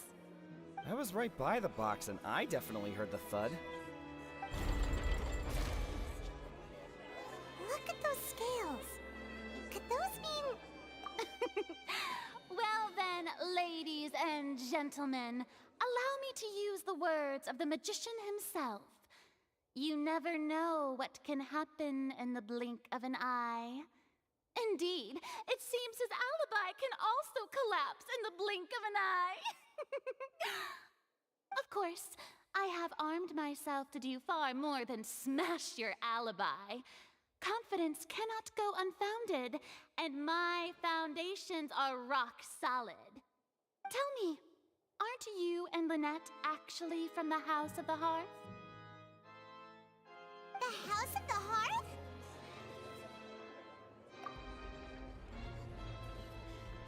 No wonder they did something like this. So the serial disappearances were the Fatsui's doing. Now it all makes sense. I've got a feeling that what happened on stage probably wasn't just an accident. That's irrelevant. Our identities have nothing to do with what happened. Indeed. Then perhaps you could tell us everything that happened during that 1 minute. Your first priority is to prove yourself innocent, after all. I'm sure there is little that needs to be kept secret now. Unless your script already has holes in it. The Outlander is speechless. My, oh my, don't they look flabbergasted? Now comes the infighting and discord, I suppose. This was almost too easy. Good thing I made all those preparations. Seems the all-nighter I pulled last night is really paying off. Hey, Linny! Why didn't you tell us this before?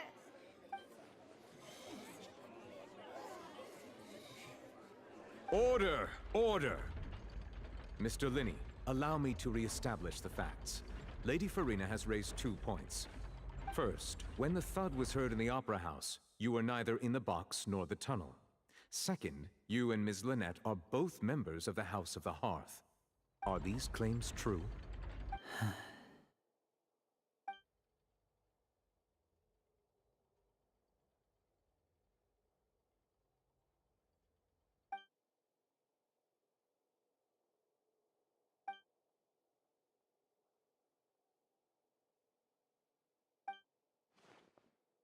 Please answer my question, Mr. Linney. I'm sorry. Yes, they're true, Your Honor.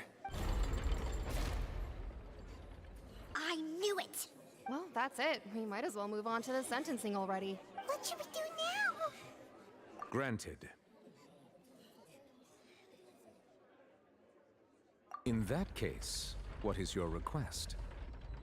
Is that really necessary? They're already as good as guilty. The defendant deceived their own attorneys. What is there left to discuss? Order! Order, I say! Your request is reasonable, and we shall adjourn. This trial will reconvene in 1 hour.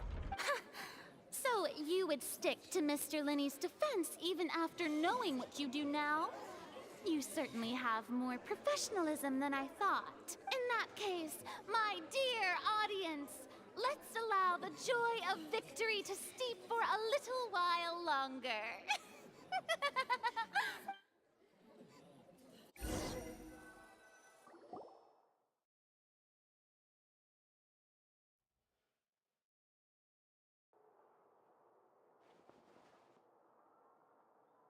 Well, this is awkward. I didn't think the Hydro Archon would dig all that up. I'm sorry, Traveler and Paimon. Yeah, sorry. Paimon doesn't know where to start. We trusted you two. We based our entire reasoning on the assumption that you weren't bad guys. Not to set the wrong tone or anything, but Paimon's really mad! I'm very sorry. I know you're angry, and reasonably so, but please, let me explain. I know you've clashed with the Pt3 several times before. I wouldn't be surprised if just hearing the word is enough to make you upset. But our organization is very, very large, and the Harbingers have very different personalities and goals. Right now, we want to save people. As many as we can. That's right. I'm sure we're on the same page when it comes to this nation and the disaster that its people might face. I knew if it weren't for our respective identities, we could become good friends. That's why I didn't wish to flat out lie to you, but chose to hide some details instead. The truth is very important, but being completely transparent about everything would see us spending more effort than we need to. Right. So, you be the judge. Heck, if I were you, I fear that I'd even struggle to trust me at this point. You met a Fatus who works as a magician, a trickster by trade. All by coincidence, too. But still, I'm asking you to trust me. I am no criminal. At least, not in this case. Sorry. Please forgive us. Well, you both say that, but... Right. Let's hear your answer first, and no lies now! Of course. I'll answer any question you ask. We've been trying to find out how the Oratrice operates. We want to know why it has consciousness. Why can it deliver sentences accurately? During our investigations, we learned that the machine's core is beneath it. From that moment on, Lynette and I have been designing this box swap trick, with the objective of getting close to the core. Is that why you needed a whole minute? That's right. In truth, the audience would take about 75 seconds to count down from 60, while I would only need 15 to get to the opposite box.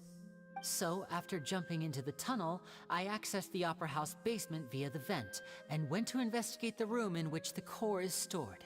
That air vent was created during the construction of the tunnel specifically to execute this step. Well, nothing.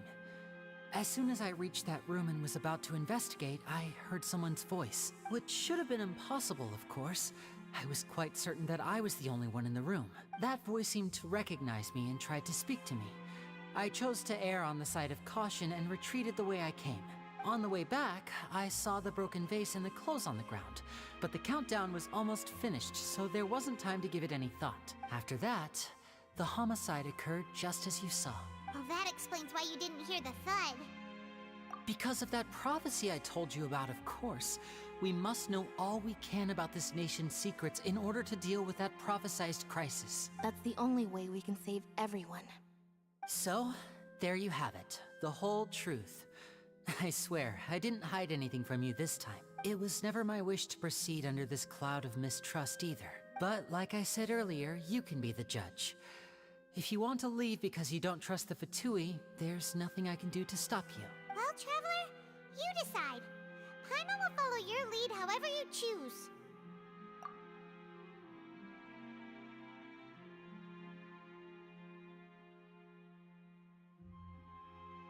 Okay, thank you. Thanks for giving us a chance. The current problem is that the scales are tipped pretty badly against you two. If we want to refute the Hydro Archon's accusations, we're gonna need a seriously watertight defense. Huh? Oh, Paimon thinks she gets what you mean.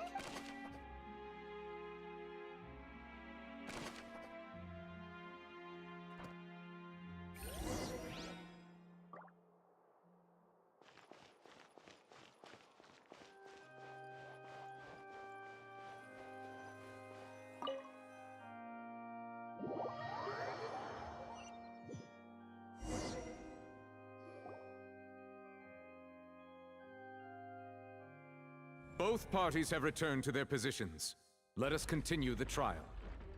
When last we left off, Mr. Linney acknowledged the new evidence presented by Lady Farina as fact. Therefore, Lady Farina may continue stating her reconstruction of the events. Ugh, that took long enough. Now then, if everyone would lend me their attention.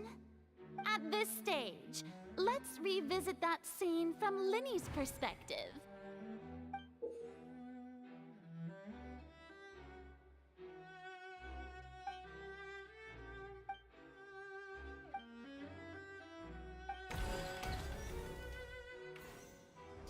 As the countdown began, he entered the tunnel.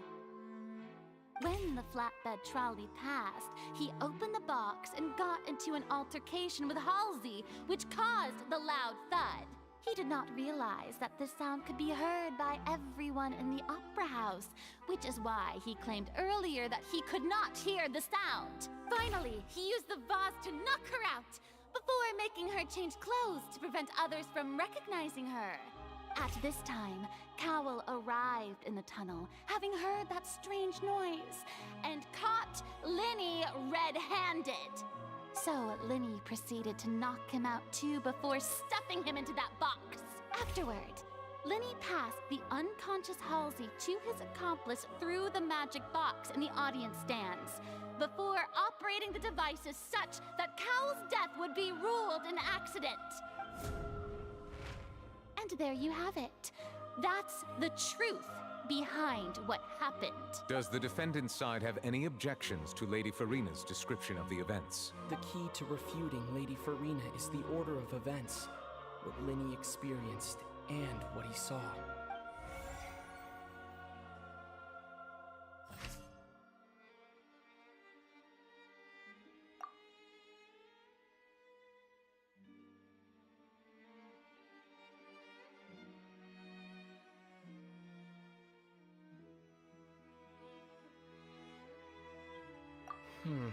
Seems this won't produce a particular...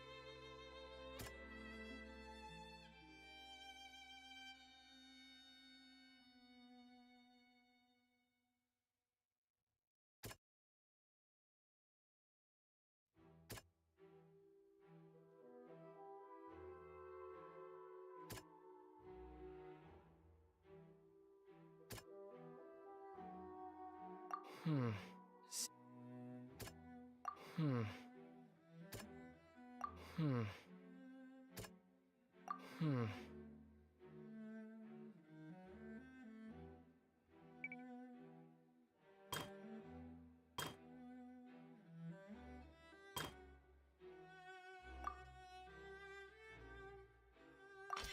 According to Linny, he left via the vent after entering the tunnel.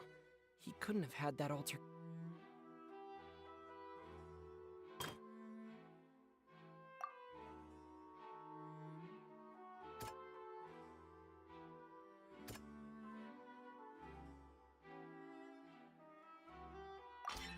Linny went to the room that contains the Oratrice's core. This...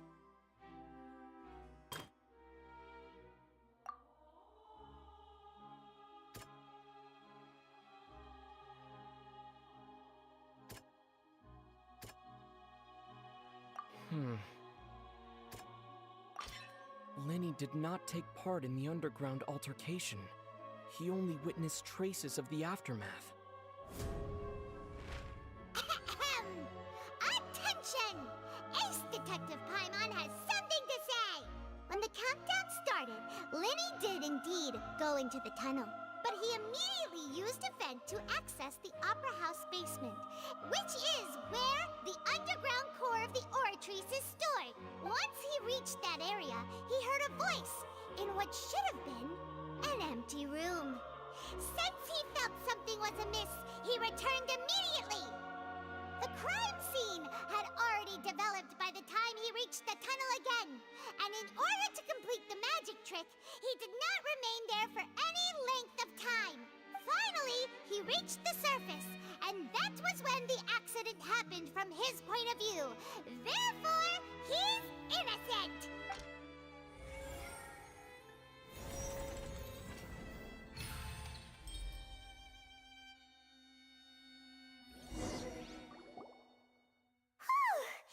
Paimon did it!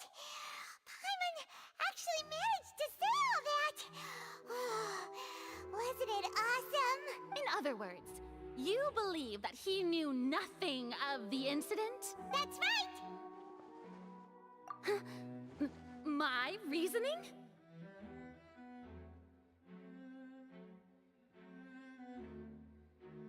If that's the case, then if Cowell hadn't entered the tunnel, who was the entire setup meant to kill? Assuming that what you say is true, Linny only needed to kidnap the young girl to cause a new disappearance case. What would the point of killing someone on stage be? Oh, they have a point. That's right, you tell him! And that's why they're partners of mine. They've managed to turn things around. Oh, well, your denial is very strident, I'll give you that. But what proof do you have to back your claims? Of course I do. If he had been in the magic box the whole time, how could he have not heard that sound? Why do you ask? You're saying that he wasn't?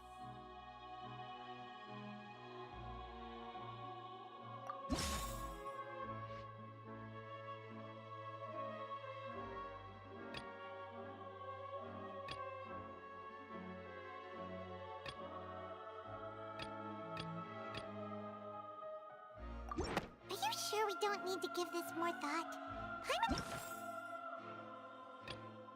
That's right! Linny wasn't in the box or in the tunnel. That's why he didn't hear anything strange during the performance. This means that when the crime happened, Linny had already entered the basement via the vent. The same clue you used to disprove his alibi has now become the best proof! How do you like that? Well played. To think you'd use such logic. Well then, if it wasn't Linny who committed the crimes, then who was it?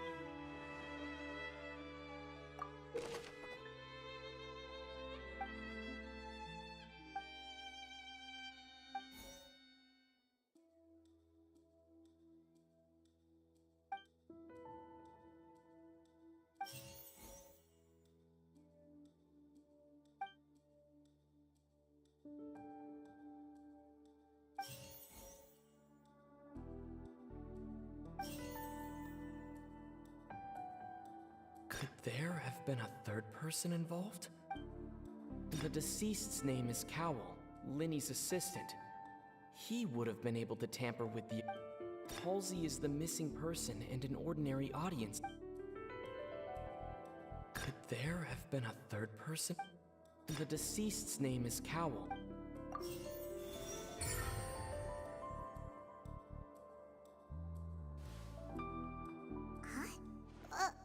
That can't be right.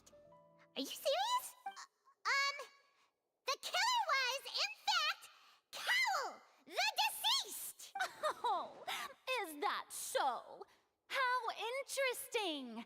Let's hear your reasoning then. What I must do next is recreate the truth.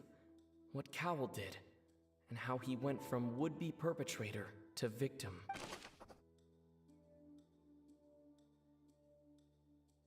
No one entered or left the Opera House through its... The deceased's name is Cowell. The sound we heard may have come from a clash between... Linny was not in the tunnel at that moment. It would have been tough for both people to fit into that vent.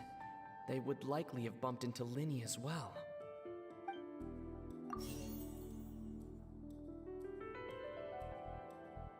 The sound we heard may have... The deceased's name is Cowell. No one entered or left the The deceased's name is Cowell, Linny's... Halsey's clothing was in the tunnel. Linny was not in the tunnel at... The deceased's name is...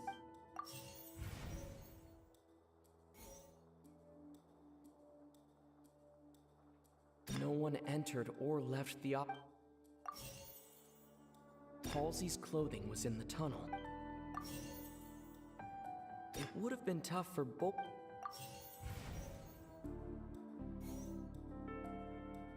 The deceased's name is... No one entered or left the Linny was not in the tunnel.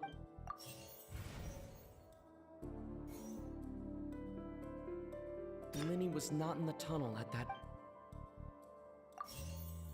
The deceased's name is... No one entered or...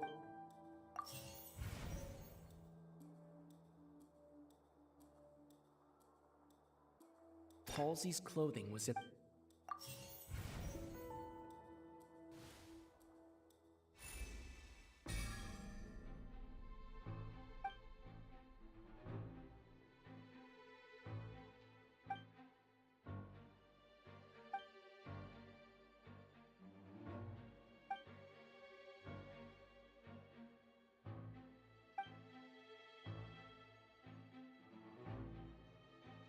What's wrong, Traveler?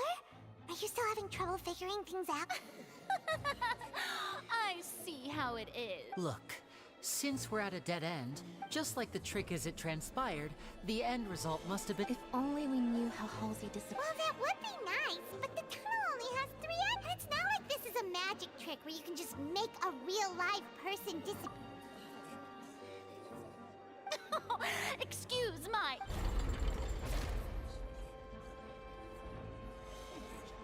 If the defense is unable to make further effective arguments, we will move on to the next stage of the trial. Linny was not in the tunnel at that moment. The sound we heard may have come from a clash. The deceased's name is Cowell. The vase was not broken by chance.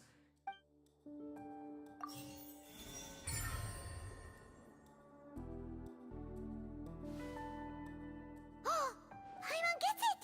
It all comes together if Halsey disappeared instead of being kidnapped. Lynette escaped from the water tank, vanishing gradually and If there's a similar method where a person could... How could a person ever be transformed into water? This is reality. Must we really? Magic tricks are ultimately just illusions and misdirection. Even so, the truth must be out there somewhere.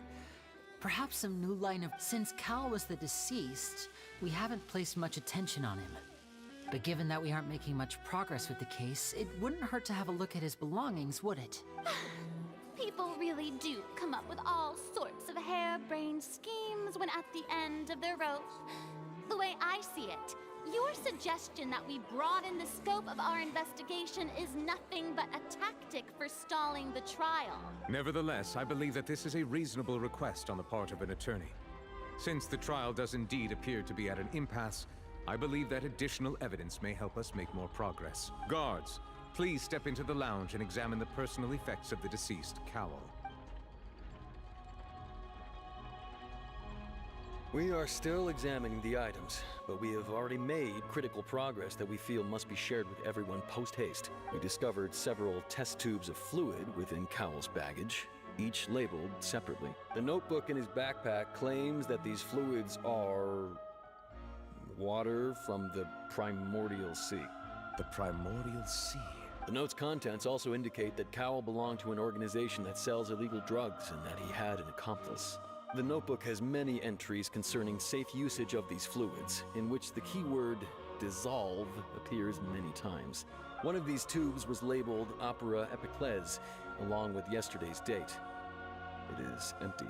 The notes also state that these dissolution properties work exclusively on people from Fontaine. It's likely that Halsey was chosen as some sort of test subject. As such, we believe that the defense's hypothesis is, in fact, supported by sufficient evidence. You've got to be kidding! People dissolving into water? Could something so ridiculous actually be true? Wait a moment.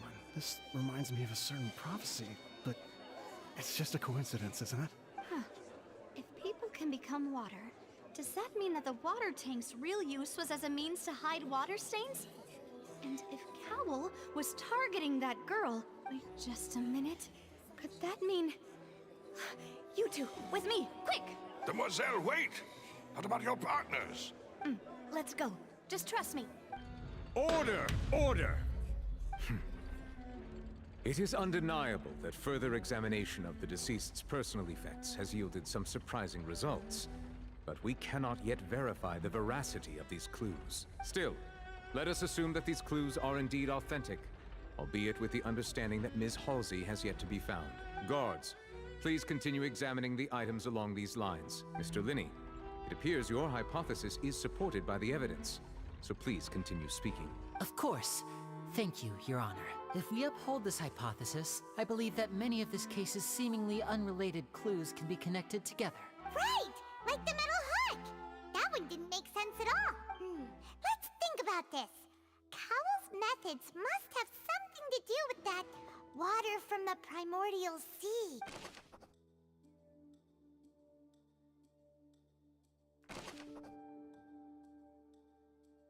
The rope that held the water tank up was lit. Now it seems like the hook rope was not... The water from the primordial...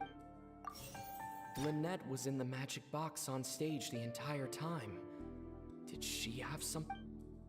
I remember there was something else with...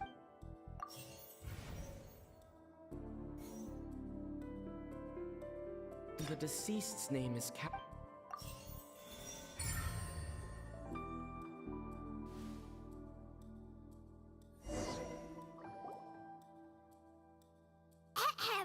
It's Ace Detective Paimon's time to shine again! In the original plan, Cowell would tamper with the water tank rope and the number selector securing his target. When the magic box containing Halsey was lowered, the metal hook would retract gradually and pierce the balloon at the top of the box. When the balloon attached to the box popped, the water from the primordial seed inside it would pour down and dissolve Halsey. Afterward, Cowell would enter the tunnel and break the flower vase to conceal the water inside the tunnel, with the remaining evidence being covered up by the water tank on stage. But he encountered something unexpected in the tunnel and wound up being fatally hit by the same water tank he meant to use to cover his tracks. Huh. That does make sense. That actually links together a lot of the more confusing pieces of evidence. dear. What do I do? Even I think they sound convincing now. Have I falsely accused an innocent person? What a humiliation. Now, it seems like the only point of contention remaining is the exact circumstances that led to Cal's death. His notes mentioned he had an accomplice who could be related to the situation. On that note, the guards have just contacted me indicating that they uncovered new evidence. I shall now invite him on stage to share it with us. Thank you, Your Honor. We were just inspecting the luggage of the other people involved in this case, and we found an identical sample of the water from the primordial sea among Linny's personal effects. What? That can't be. Oh, I see. Well, how wonderfully comedic to have your own counterattack only to come back and wound you. Does this not clear all doubt? My dear citizens, my loyal audience, allow me to present my reasoning and bring this performance to a swift close. Linny did not need to take part in the dissolution of the young woman at all. Indeed, he did leave the scene via the vent, having made modifications to the props beforehand. His accomplice Cowl then caused Halsey to vanish using the water from the primordial sea. But upon his return, in cruel avarice, Linny desired sole credit and prepared to do away with his partner in crime. Ultimately, he knocked Cowl out, and now, as much as I Am I right? We've used up all the evidence we collected. Is this the end of the road? Oh no. Paimon can't think. Seems using the water as new evidence was too good a move. Why did this have to happen now? I think we've all seen enough now. And we have ample witnesses to my flawless reasoning. I believe this is indeed the finale. Now then, my good, noble Chief Justice. Excuse me, everyone, but I must interject. Miss, I must ask you not to shout, and to respect the ongoing legal proceedings. Oh, come on. Don't be hasty. I have a good reason for interrupting, you know. Now, would anyone here like to take a little break from all this debate and see a little magic? I'll show you an amazing trick. One that can bring a young woman who has disappeared back in the flesh, right before your very eyes. Please, do the honors, Mr. Linny, if you would be so kind. What in the world is she saying? No offense, miss, but miracles like that are beyond my scope as a magician. Come on now, don't be silly. Magic is all about misdirection, isn't it? It often conceals the truth while presenting a fascinating illusion. But once everyone believes the illusion, can't magic reveal the truth to them once again? And wouldn't such a trick be the most marvelous finale to today's performance? Come on, Lenny and Lynette, give it another go. Don't worry. Spina di Rasula has made the necessary arrangements on your behalf. But as the magic makers and stars of the show, I think I should leave the final performance to you. I understand.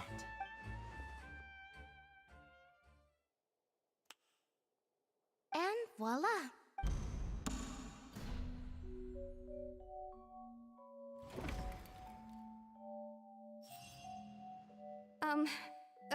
Sorry for the interruption. Wait, isn't that Halsey? So the whole thing about people dissolving wasn't true after all?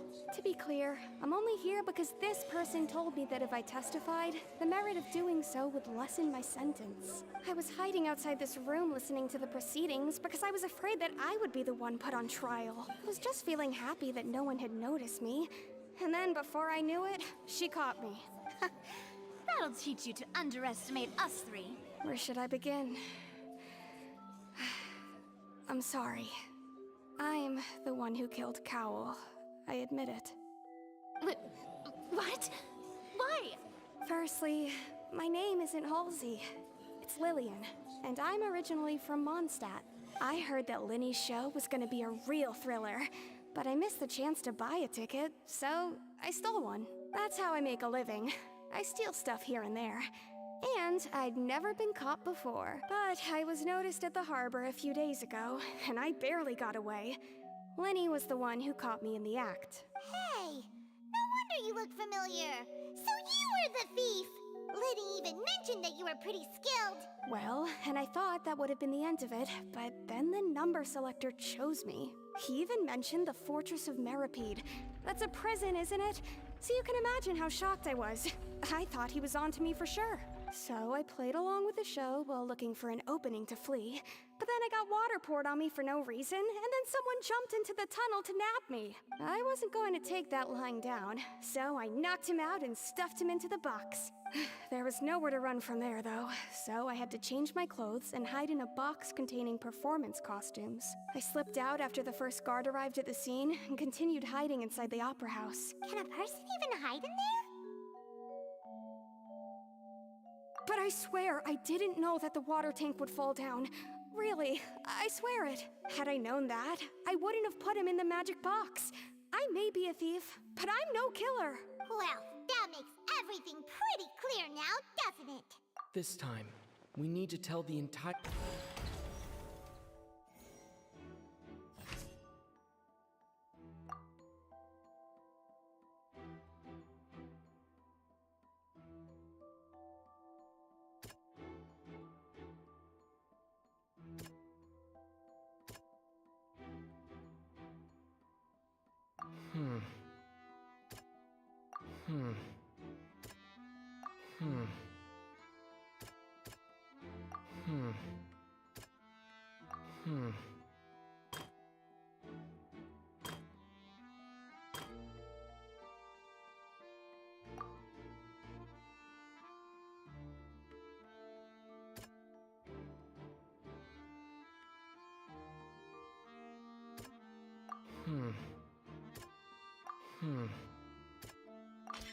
The strange sound wasn't from a fight.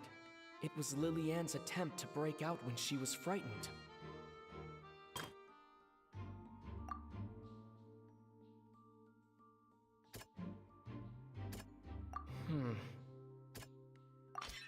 The flower vase was not broken.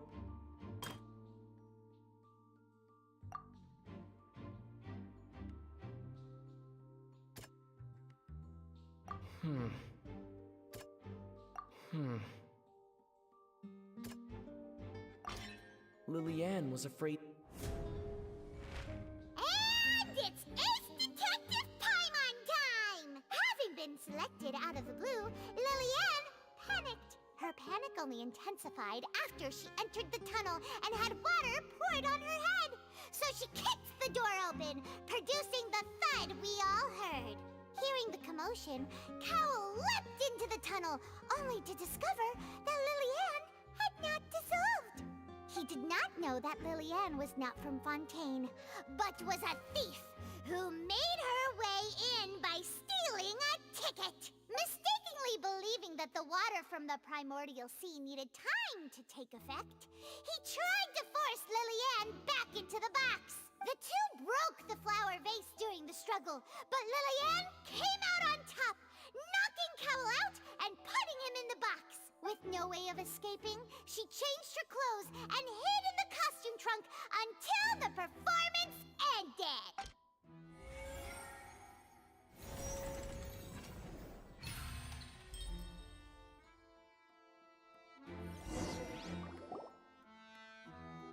She knew that she would have to go through guard inspection if she tried to leave afterward.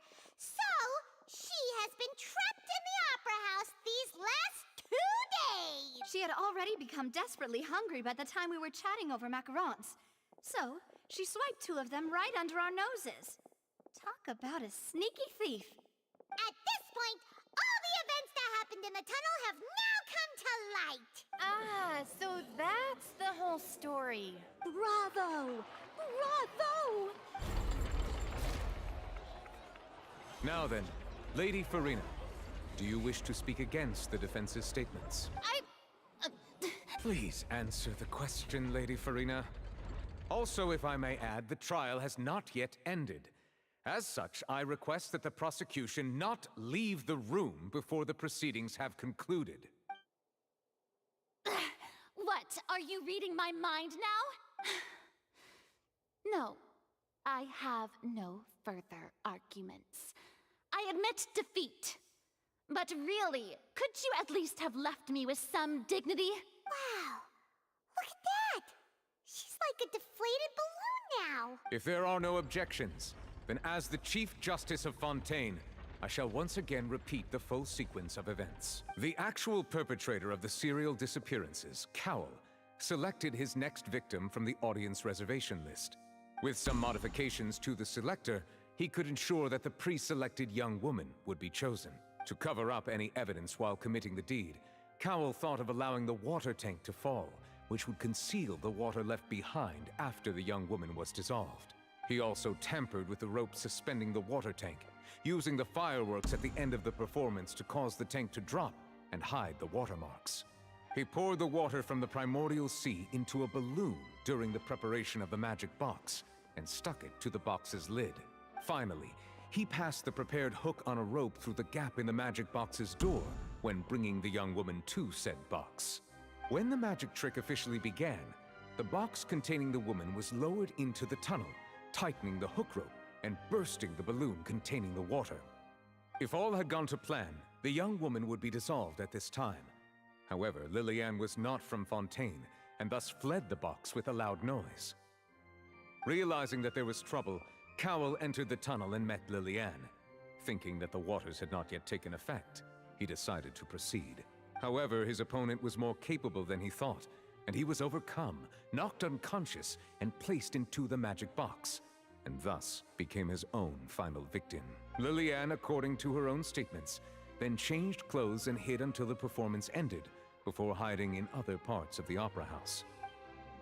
As for Linny, he was in the underground structures within the opera house, and was thus ignorant of these happenings. From this reconstruction of events, we can conclude that Linny, the accused, is in fact innocent. While there is much in Linny and Liliane's conduct that should still be investigated separately, this case, at least, can be handed over to the Oratrice to make the final decision.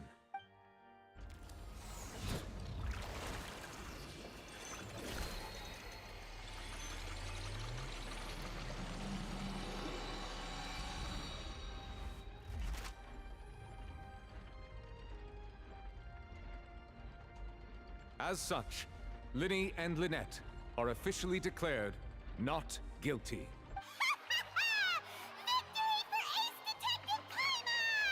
Great work, partners. Thank you all.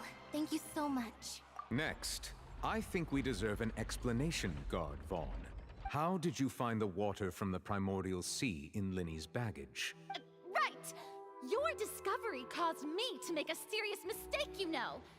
Or was that not a discovery, but false evidence that you dared to bring before this court? I suspect that the accomplice mentioned in Cowell's notes was not Linny, but you, yes?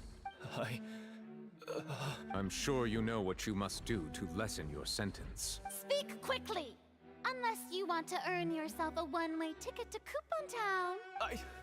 I was just following orders. We were supposed to place blame for the serial disappearances onto Linny, and thus cause suspicion to fall on the Fatui. The higher-ups said this was the best opportunity to do so. And now that your plan has fallen through, and the secrets of the water have been revealed, you have become a liability to said higher-ups, yes? Therefore, you would be wise to tell everything you know, and seek the protection of the guards. Yes, I'll tell you everything I know. Our boss discovered that the water can cause people to dissolve. It can also be made into a potion, which when extremely diluted, can cause people to experience unforgettable exhilaration. We've been in this business for a while now, and have made decent mora off it. The disappearances were also the boss's idea. I mean, this is the boss we're talking about. The...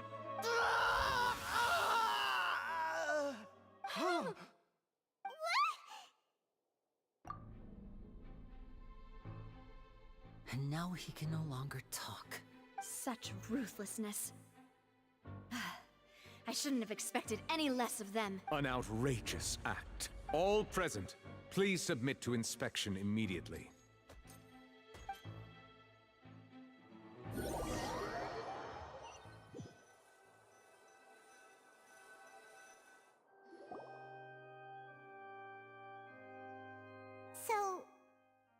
going back now? That's true, but... Traveler, Paimon! Please wait. Lenny... I know you may not want to speak to me right now. Maybe you don't even want to look at me, but still. Let me thank you again for defending me to the end, even after you learned that I'm a member of the Fatui, I guess. But regardless, I'd like the opportunity to set things straight. I didn't approach you with any ulterior motives or ill intent. I've spoken to you as myself, just plain Linny this entire time. As for why I'm a Fatus, it's because the goals of the House of the Hearth align with those of an orphan like me. That's all. That was how Father, who you might know as the Knave, approached recruiting us back then too. The Knave? The one who controls the House of the Hearth? She's your father? That's right. And since we're here, I was wondering, would you mind hearing a story? It's about my past. Back when our parents first died, Lynette and I were left wandering the streets. To survive, I took to surreptitiously observing an older street performer who did magic. It took me several days to figure out how he pulled off his amazing tricks. I took my sister through several streets until we found a crowded corner, and we began to perform magic tricks there. To my surprise, we proved to be pretty popular, and we could at least stop worrying about where our next meal would come from for it. Before long, an aristocrat came to me and claimed that he wished to take us in after watching my performances. So you went from orphans to nobility just like that? That was how we felt at first too. As if fate was on our side and we could say goodbye to those painful days. But I gradually discovered that while we were called foster children, he was really after my talent for magic tricks. He would constantly take me to all sorts of banquets to garner attention, which he would then use to expand his social circles. That doesn't seem too bad either. Better than roaming the streets at any rate. It took a while for me to realize just how dark his heart really was. After one particular performance at a banquet, I discovered that Lynette was not on the same return vehicle as me. I waited a long time after we returned home, but she did not come back. I went to that noble's bedroom and asked him about her whereabouts. The answer he gave me was, she caught the eye of the most eminent person at the banquet, so I sent her over as a gift. I mean, you'll be able to perform your magic regardless of who your assistant is, yes? Oh no. So he was gonna... But wouldn't Fontaine's laws deal with such people? As far as outsiders are concerned, this is a relationship akin to adoption or foster care, and they have their ways of escaping the eye of the law. I managed to ferret out the location of the mansion of that so-called eminent person and hurried through the night. But by the time I leaped over the walls, avoided the guards, and made my way in, all I saw was the moonlit ground covered in blood, and the knave standing there in the darkness. So, she'd already taken care of that guy. That's right. She had rescued my sister before she could come to any harm, and had even discovered several girls hidden in a basement, all of them orphans.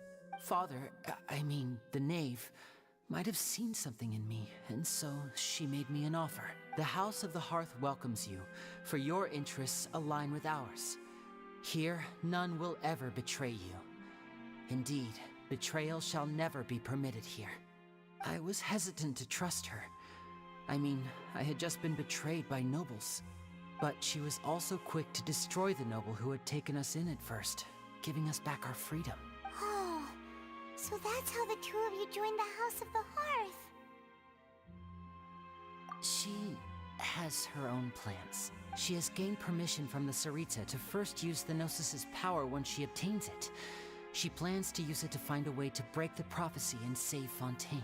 So, she believes in that prophecy too? That's right. The whole House of the Hearth is currently working to combat that crisis. Today's case has also proven that people from Fontaine can indeed dissolve into some sort of water, thus further supporting the prophecy. All of us house members here, Lady Arlecchino herself included, are from Fontaine.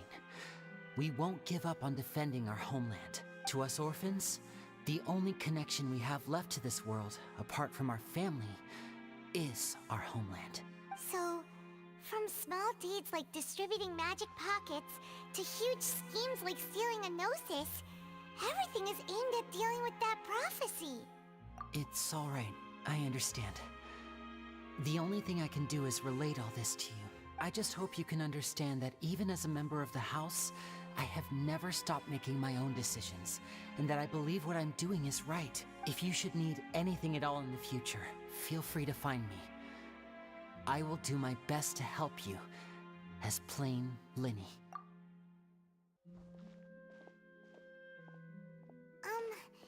Bye, Linny!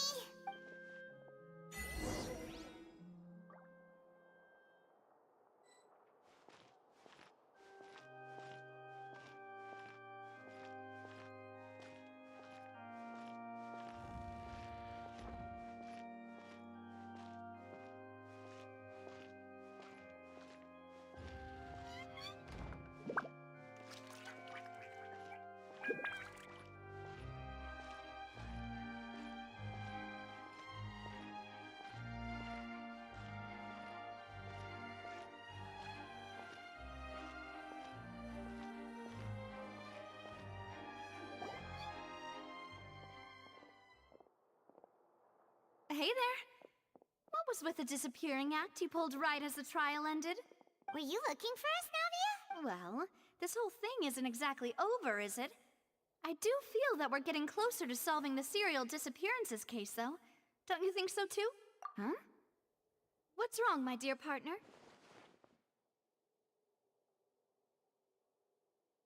Besides, are you sure we're the ones who can crack a case that's been cold for decades now? And given that there's new evidence from the trial, there should be a trail of breadcrumbs for the Hydro Archon's people to follow now, right? Ah, I see.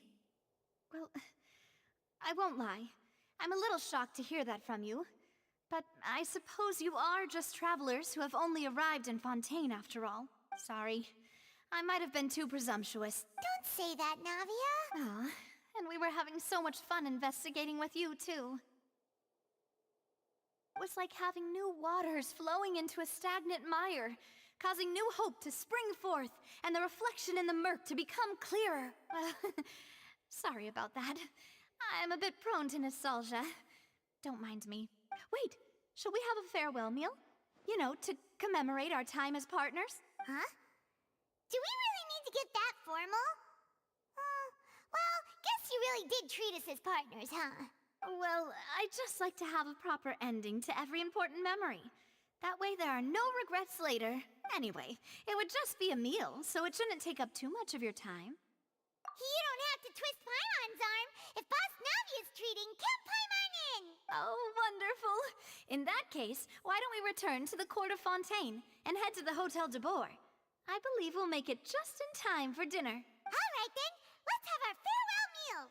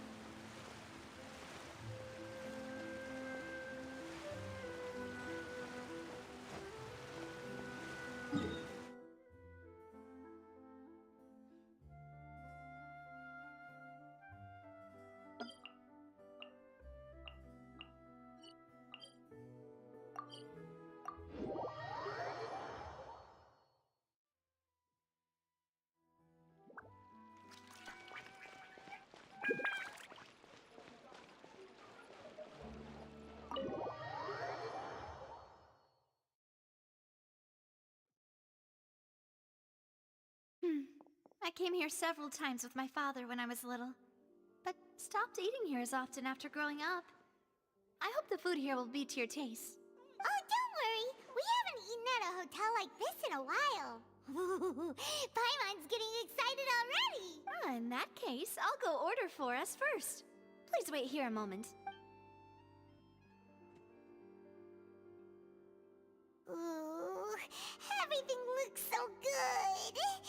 People in Fontaine sure know how to enjoy life! Why, of course! Go ahead, try whatever you like. If the food's good, I'll make a group reservation for the rest of Spina di Rosula next time. And if it's not? Well, then I'll still bring everyone. Albeit with only one dish per table. You, sure have your own way of doing things. Oh, we called this a farewell meal, but we could also treat it like a victory feast, right? We did just win that case after all. Oh, true. Very true. In that case, boss, we'll have another 2 dishes. Huh? Paimon didn't mean that you had to order even more food. Speaking of cases, do you think that the mastermind behind the serial disappearances will get caught soon now that this has all happened? Well, we've certainly taken a big step forward, but I feel that's about it. We know that there's an organization that means to dissolve these young women, but we still don't know what they are really after. If it hadn't happened right in front of us, Paimon wouldn't have ever believed that a person could be dissolved like that. Right? Yet it was because this was such a preposterous notion that the investigation could never really move forward before. Ugh. If only that guy could have finished speaking! We were so close to hearing who was behind it. In such investigations, even the smallest step can seem like a yawning chasm if the trail of clues is cut off. To be honest, I don't have high hopes for any follow-up that the authorities might conduct. It's not that I don't have faith in their ability. It's just that a different perspective is required in some matters. It's easy to guard against and deceive a single narrow perspective. A shift in thinking is required at such times in order to produce a breakthrough, which is exactly why the Spina di Rosula exist. Those highfalutin folk are not all-knowing. That's why we exist. To seep into the cracks where filth falls through, where their watch fails them. That's the kind of problems we solve. Seems Paimon thought things were simpler than they actually are. It's all right. Well, this was supposed to be a farewell meal, so I doubt you have further interest in this business, right? Let's talk about something else. Like, what are your future plans? That's true. We didn't have a chance to speak to her after the trial ended. It didn't really seem like the right time or place to do it anyway.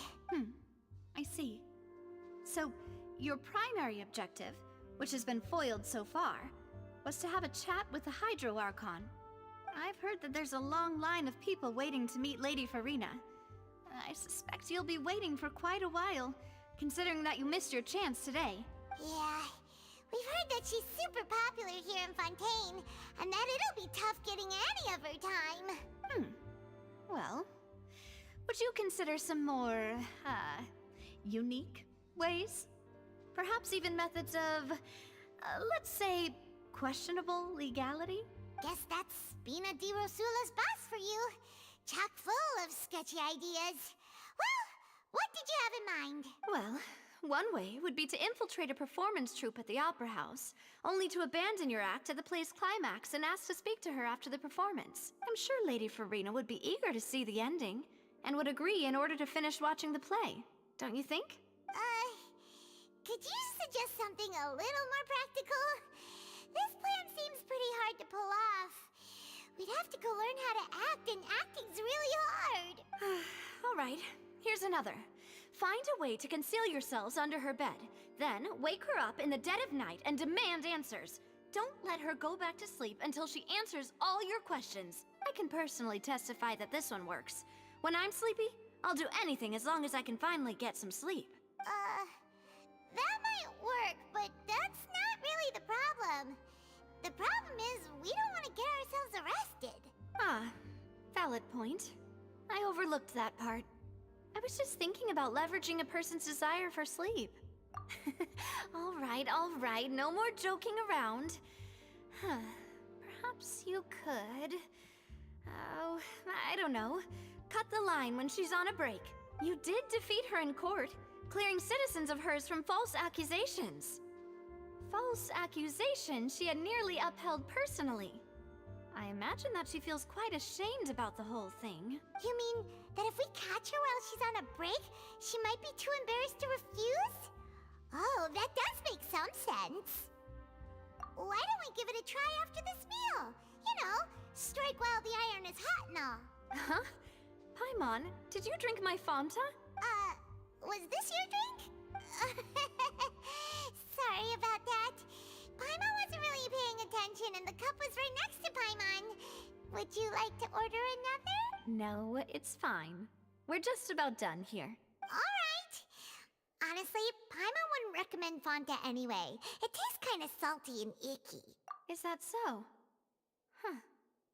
Well, in that case, we'll have to blacklist the Fanta here then. If we're all finished eating, then I'll go pay. Yeah, we're stuffed. Thanks for the treat, Navia.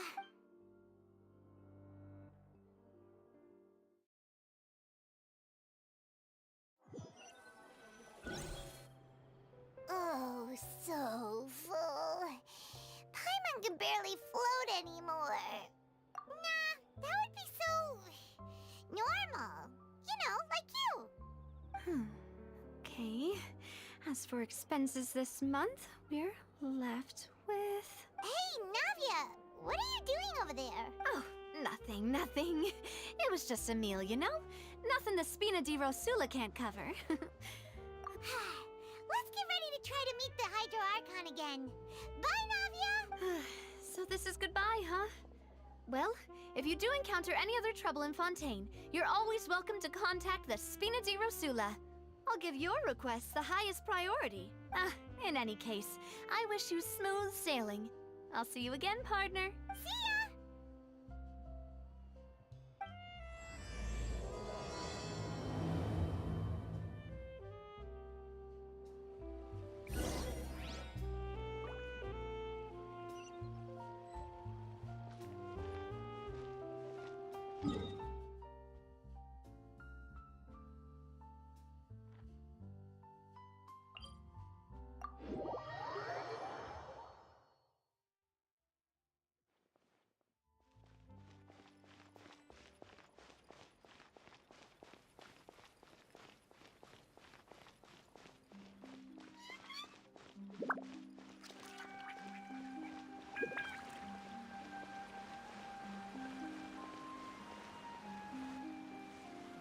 People around anymore.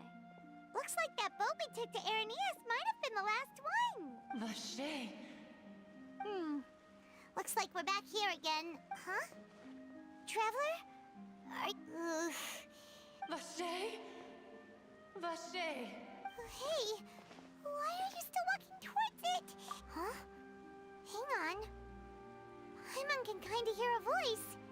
It's calling for Vache, right? Hey, Traveler? Stop walking! Come on, wake up!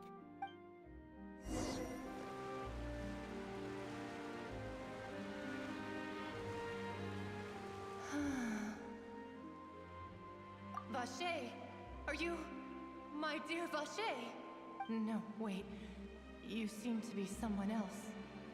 Do you know Vache? Do you know where my love is? Wait. Who am I? I'm very sorry. I fear I do not know. My memories feel like they have been washed away like a flood. So many fragments dissolved amidst the tide, never to be recovered. How much have I lost? How many things that I once held dear while on land have I since forgotten? Yes, that is what I was once. But now, I am but the consciousness of one who is lost, therefore. I do not know how I came to be like this either. I only vaguely remember being covered in light blue water, and then all grew dim.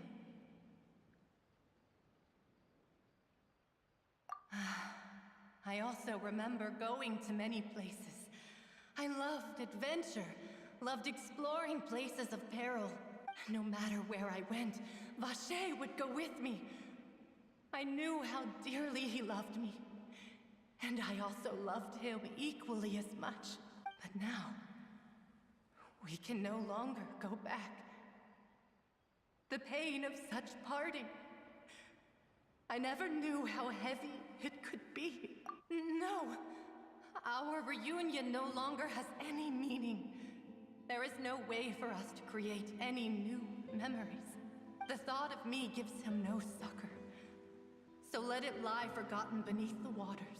If you meet Vache, tell him not to look for me. Tell him to move on. That is the only thing I still remember. Perhaps that is so. As I was submerged in the waters, losing consciousness, I saw Vache above the surface. His eyes were filled with such sorrow, such longing. If only I could have comforted him. Told him that I did not suffer. Indeed, I had felt a great warmth. Is that what you call it? Dissolving? If anything, I consider it a form of release. It was a state of neither fear nor frenzy, with only an endless peace, like the water's still surface. I could also liken it to being a thirsty person who drinks water for the first time, and only then sees how they have lived for so long in a world of endless want and anxiety. I think I hear your companion. It's time for you to go, I think. Farewell, then. I am glad that you were able to sense my presence. Remember, if you see Vache, tell him not to seek me out any longer.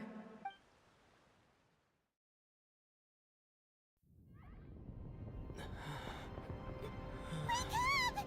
Come on, hurry! Navia's outnumbered!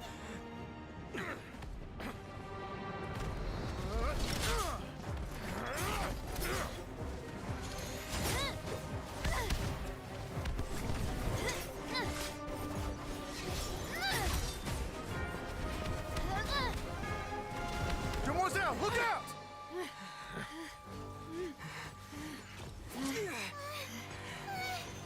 Dear God, it's a whole army of Gardamex.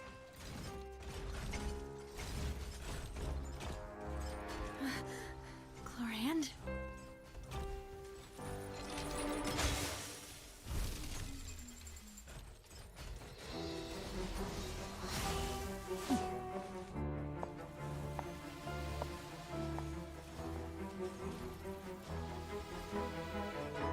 Quick, now's our chance!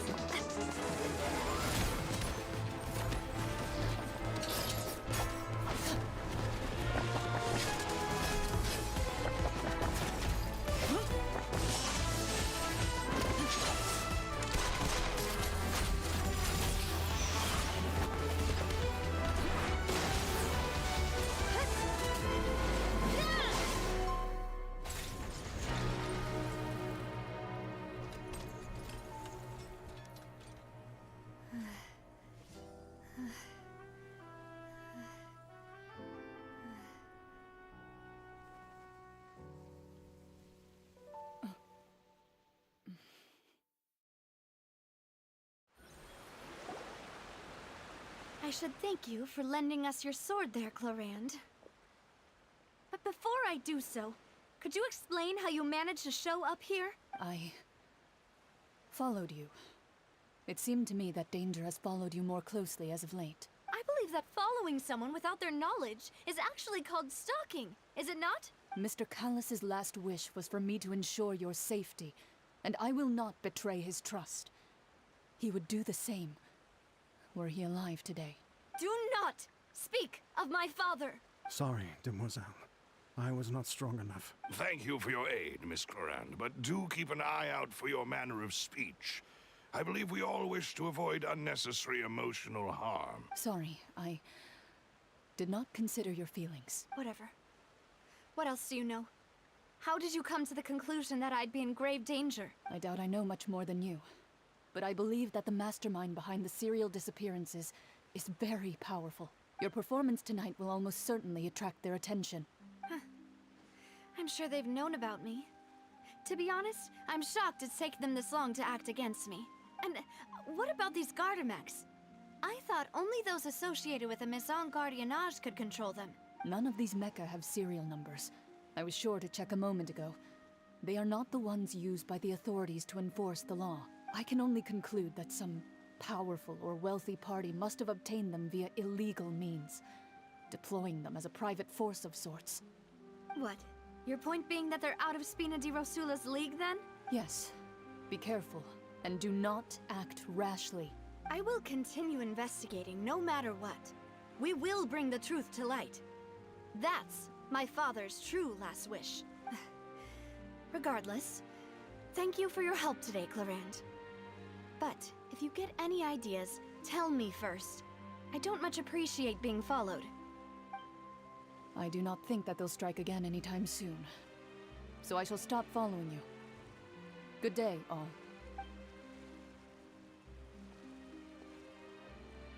Right. I suppose that's the best news we've gotten today. Demoiselle, I believe that Miss Clarand was being sincere with you. If we tried, we could attempt to thaw relations a little.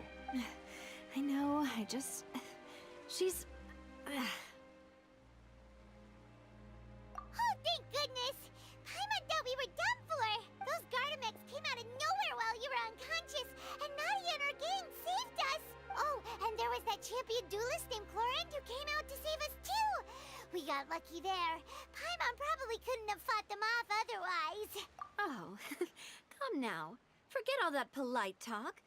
That wasn't really a farewell meal we had back there. Not for me, anyway.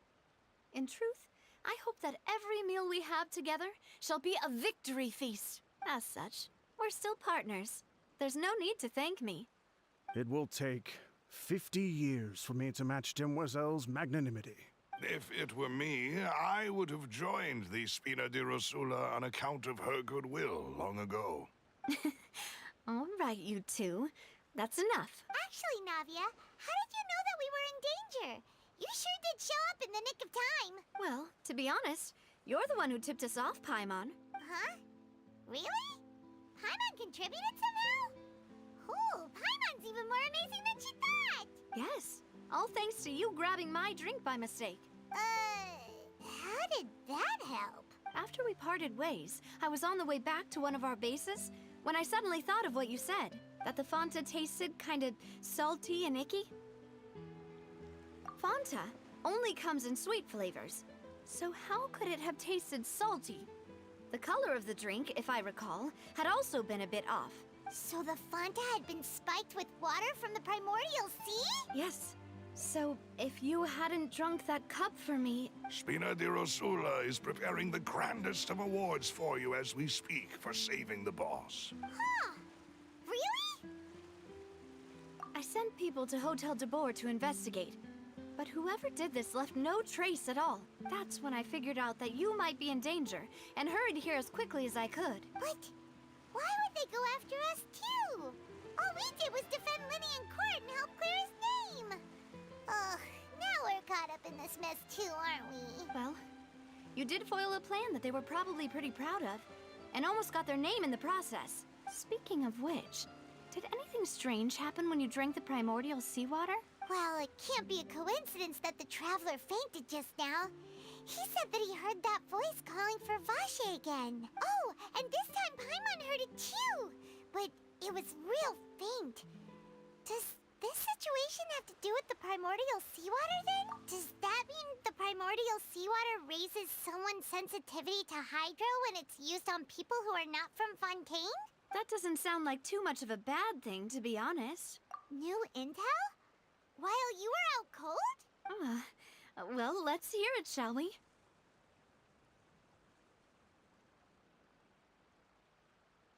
Oh, that is important. Vache. That name doesn't ring a bell. I suppose he hasn't stepped forward as a witness in court lately. Since he saw that young woman dissolve, he was at least at the crime scene. But he never gave testimony or any information regarding people dissolving in the primordial seawater. Could he? Yes, thank you. This is very important information indeed. We will continue to investigate. Oh, you mean you'll help us investigate? Well, you did say that our farewell meal didn't really count. That means we're still partners, right? And besides, we're in this now whether we like it or not. You're not gonna let those people who targeted us get off the hook so easily, are you, Traveler? Demoiselle, do try not to look quite so pleased. You are the face of Spina di Rosula, after all. You talk too much. Well, in that case, let's head back to one of our bases, shall we? I'll arrange accommodations for you. We also have some plans to go over, and hopefully we can deepen our bonds as partners. But we'll take that one step at a time, I guess. Don't worry, you two. With us around, our base is definitely secure.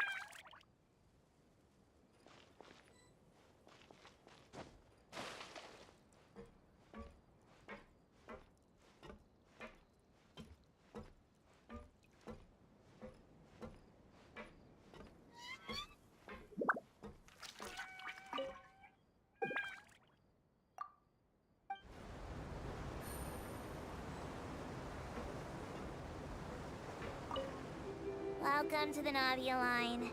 This journey will be returning to the Court of Fontaine. I am Elfan, your tour guide for this trip. But I hope you won't mind if my commentary fails to do justice to the majestic views before your eyes. Anyway, the destination of this tour is the capital city of this nation, the Court of Fontaine. Even the critic who once compared the city to a cage of stone and steel could not deny its aesthetic appeal.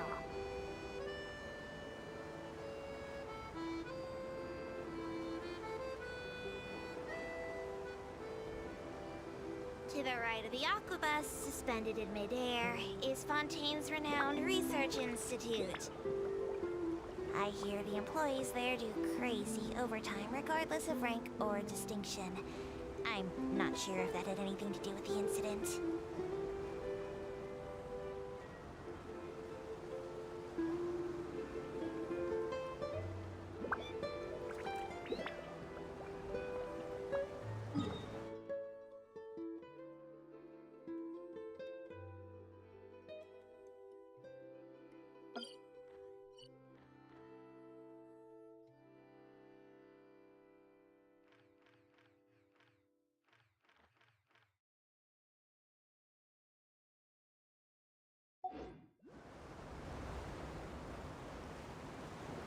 Excellent. We've reached the terminal station. Please prepare to disembark. I don't mean to hurry you, but there are just so many attractions in the Court of Fontaine worth visiting. I recommend that you begin sightseeing as soon as possible, so you encounter as many of these treasures as you can. As for me, I might use this opportunity for a rest. Maybe I'll go to our ways for a cup of coffee. Even tour guides need a pick-me-up now and then.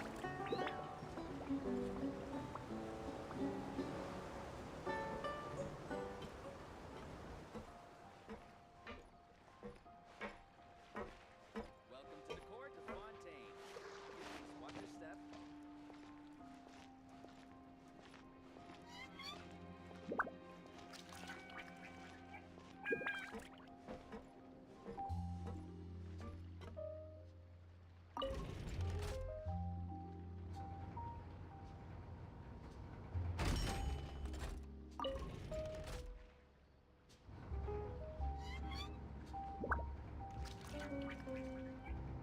Welcome to the Court of Fontaine. Please watch your step.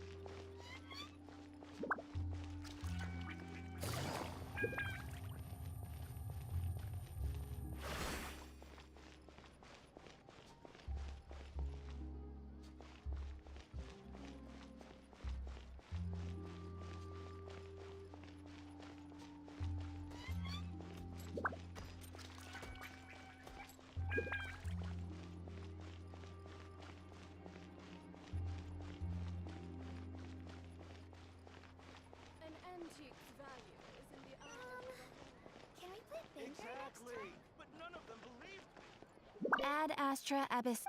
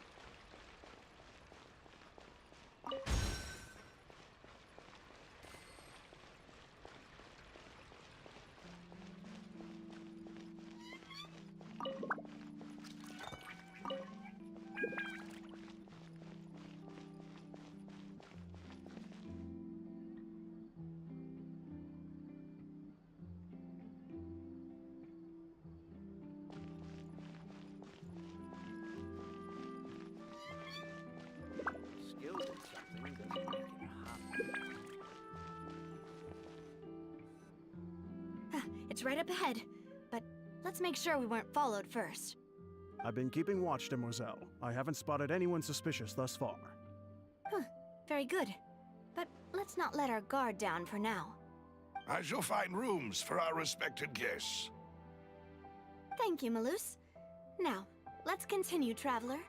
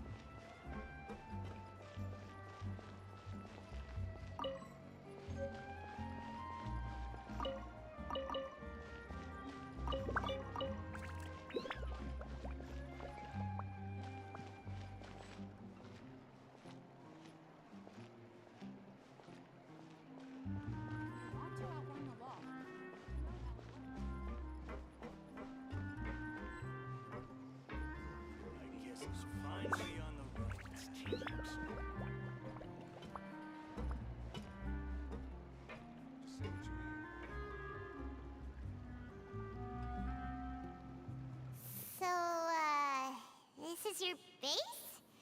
It's not quite what Paimon imagined. Your accommodations have been arranged. Under the present circumstances, I can confidently say it's the best we have.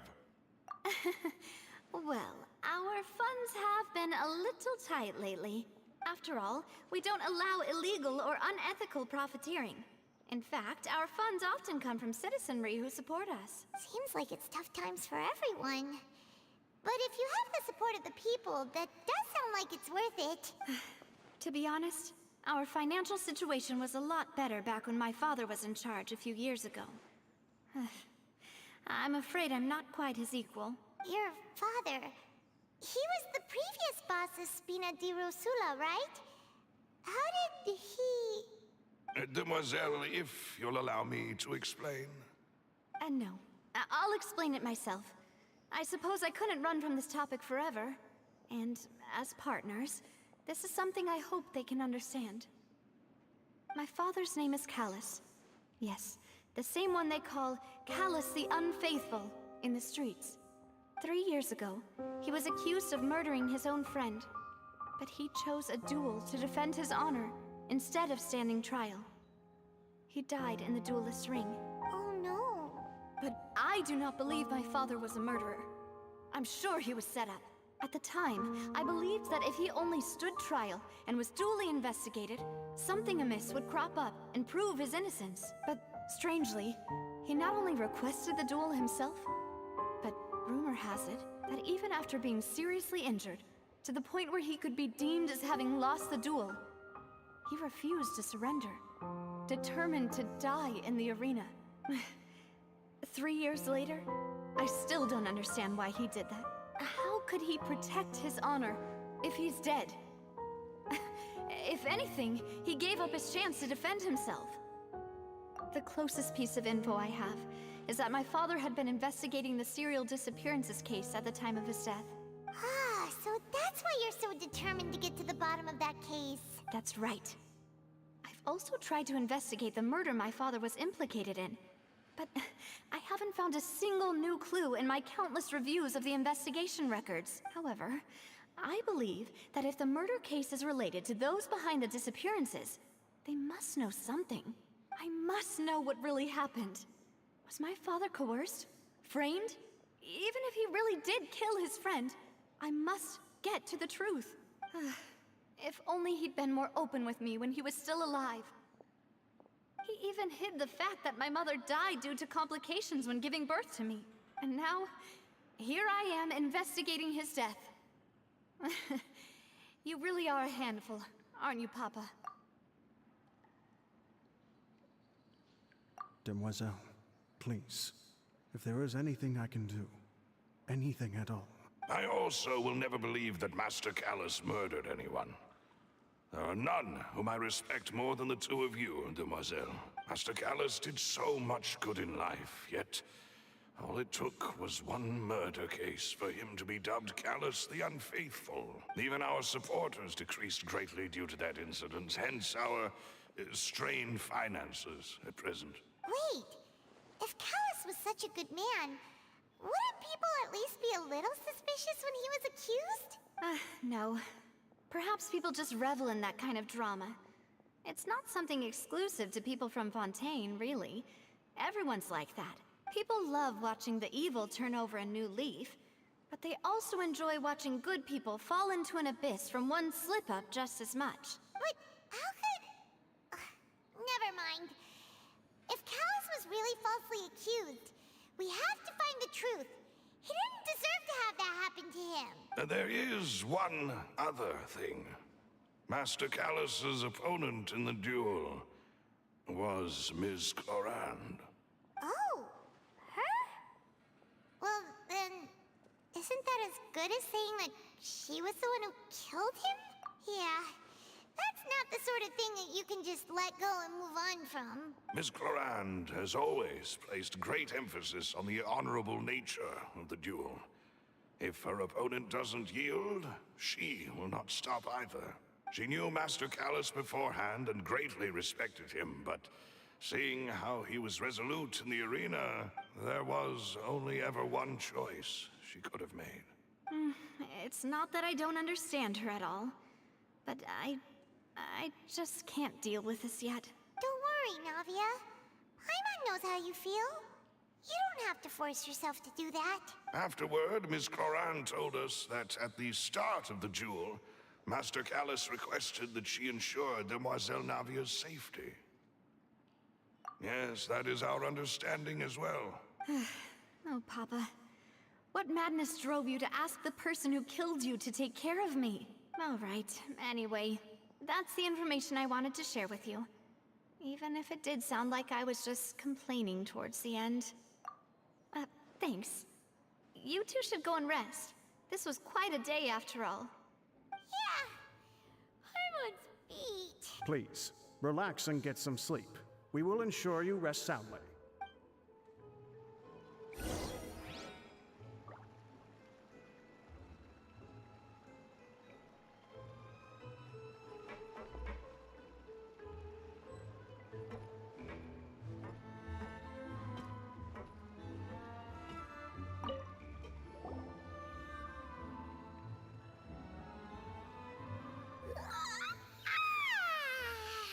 Paimon slept so well.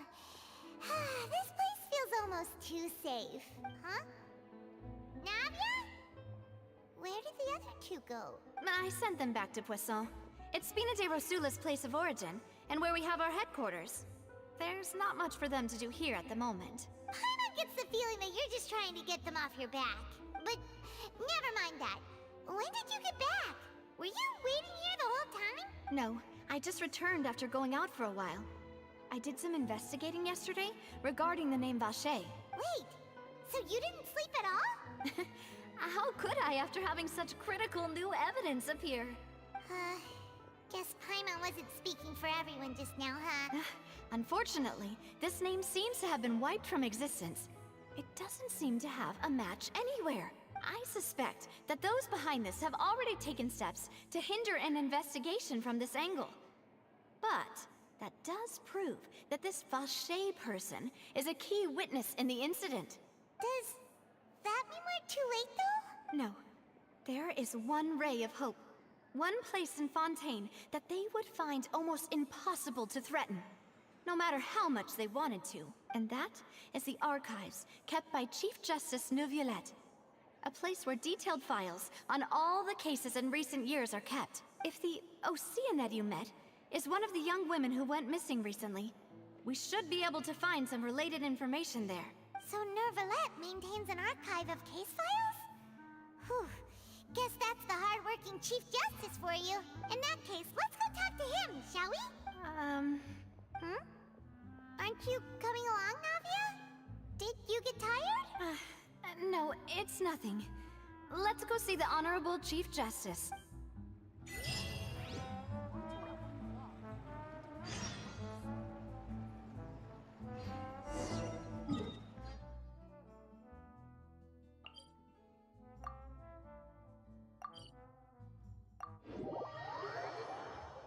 The Palais is right up ahead. Come on.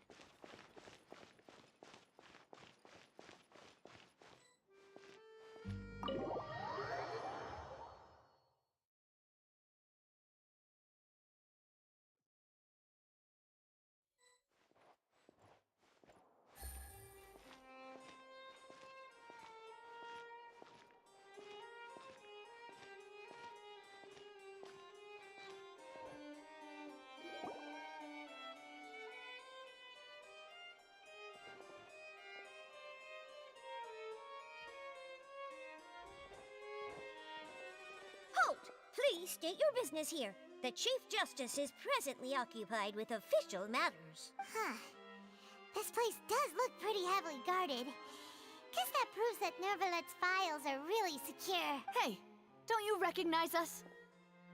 Huh? Who are you? Just to be clear, I don't care who you are or who you might be related to. Our rules make no exceptions. See? They've got great discipline, too. Yep. Paimon can tell. If you're here just to crack jokes, I can point you towards the exit. Unlike some, we're busy. So please leave if you don't have a reason to be here. No. What I meant to say is, shouldn't you remember us from a few days ago? We were at the trial of the great magician Linny. Oh, yes, I remember. I read about it in the Steambird. You must be Linny's attorneys. It's all coming back to me now. We're here today to report and archive some information on a follow-up case. Huh. Is that even a thing? Of course. Don't worry. We're here on official business. You can trust us. All right then, I'll let you through. The Chief Justice is just inside. Ah, thanks so much.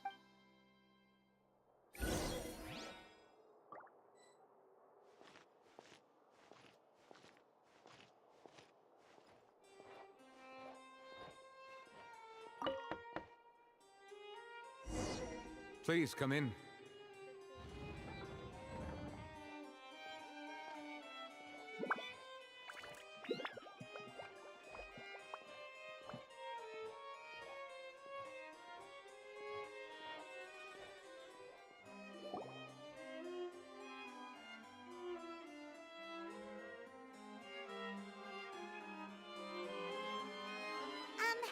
Sorry to barge in, Monsieur Nervalet.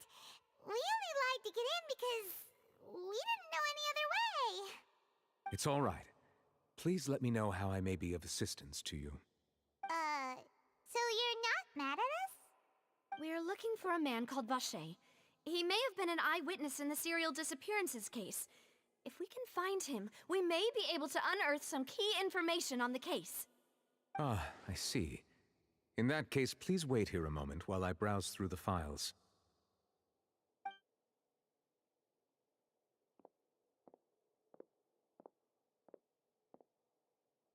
Who knew that Nervalet would be so easy to talk to?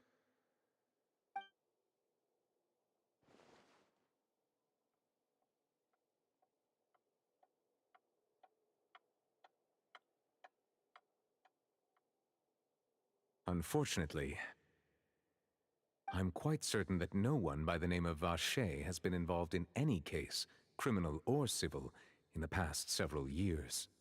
There are no records of him either in the files or in my memory.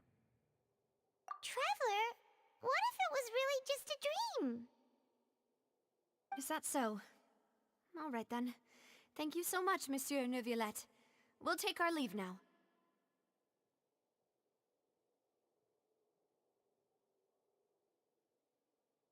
Ahem.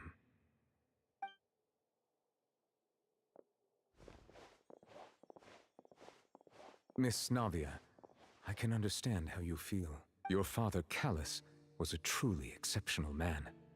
We deeply regret his passing.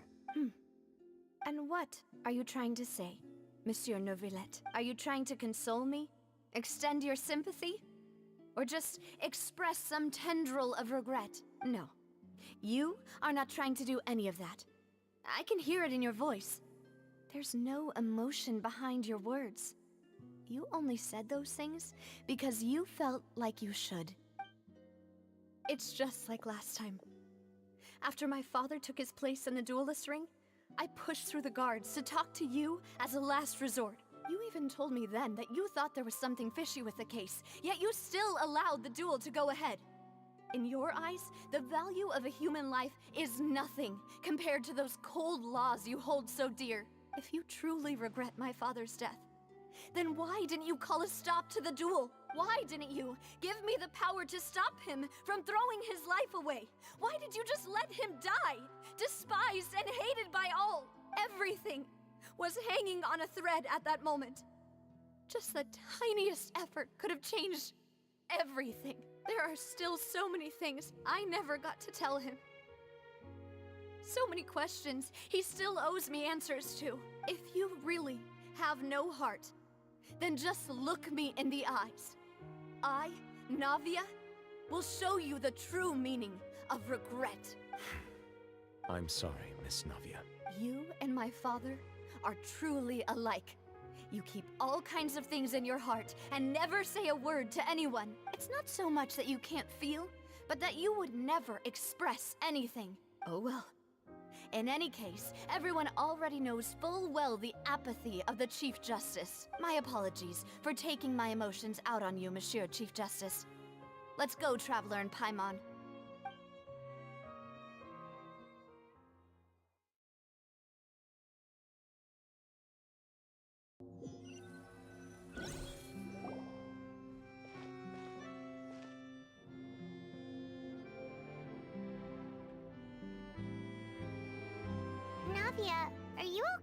I'm fine. Rain. You're right. Wasn't it still sunny when we went into the building? And there shouldn't be any active trials today. How strange. Now that I think of it, on the day my father was convicted of murder, it was also raining. What is it? Did you think of something? Yeah, he was outside. It was uncovered and the rain could fall there. Why? Do you think the rain could have affected the crime scene? That thought has occurred to us before. We've even expanded the search area to try to account for that, but didn't find anything of value. Oh? Wait. You don't mean... So you're saying that the true murderer could have been turned into water? And then got washed away with the rain? Yeah. And if that's what had happened, then no one would have believed your dad, even if he explained what he saw to the authorities. I really think I found a true genius for a partner. You're completely right. How did I not connect the dots earlier? All right, let's go to Poisson. With this new lead in mind, we'll get to the bottom of my father's case for sure. Yeah, we're gonna make progress for sure this time. Do you want to go with me now? Or do you want to head over by yourself later? Great, let's go then.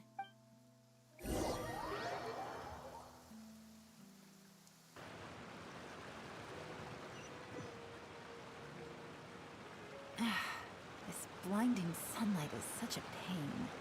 No way I can get a nap in this weather.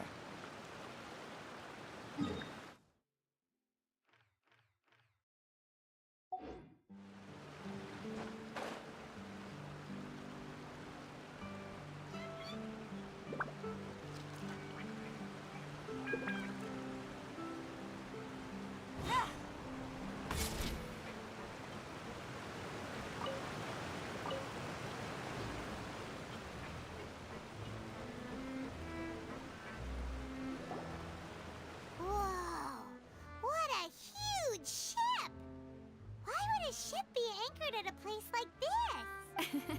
There's no need to be so surprised. While it may look like a ship, it's actually Spina di Rosula's headquarters. My father was the one who asked for it to be built like this. Perhaps our taste in exterior design is the only thing we occasionally had in common. A gigantic and glamorous ship embodies discovery, opportunity, ambition, and conquest. It symbolizes Spina di Rosula's bright and limitless future. And Paimon thought you were bluffing when you said Spina di Rosula had a glorious past. Paimon was confused why a group with such a history would live in the sewers. But now that Paimon has seen this ship for herself, she's been convinced. Well, Poisson is where Spina di Rosula began, after all. It's our main base, our home.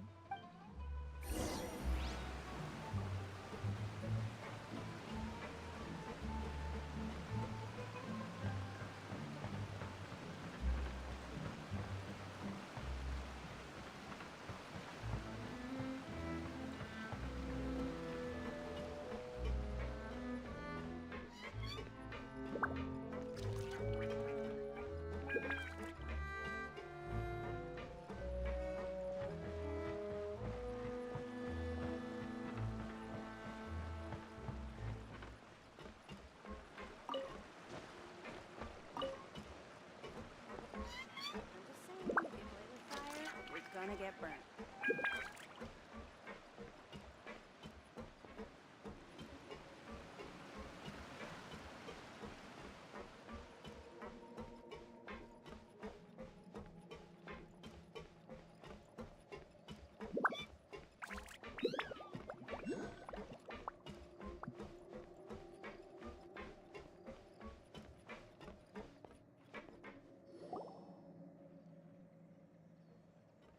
Melus, we're back!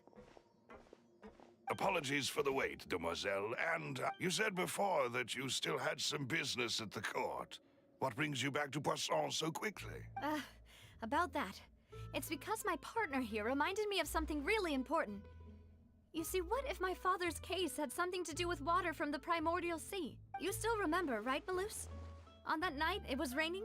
Yes, the case was quite similar to that of Mr. Linney's. Both were what you'd call impossible murders. Could you tell us a bit more about what happened before?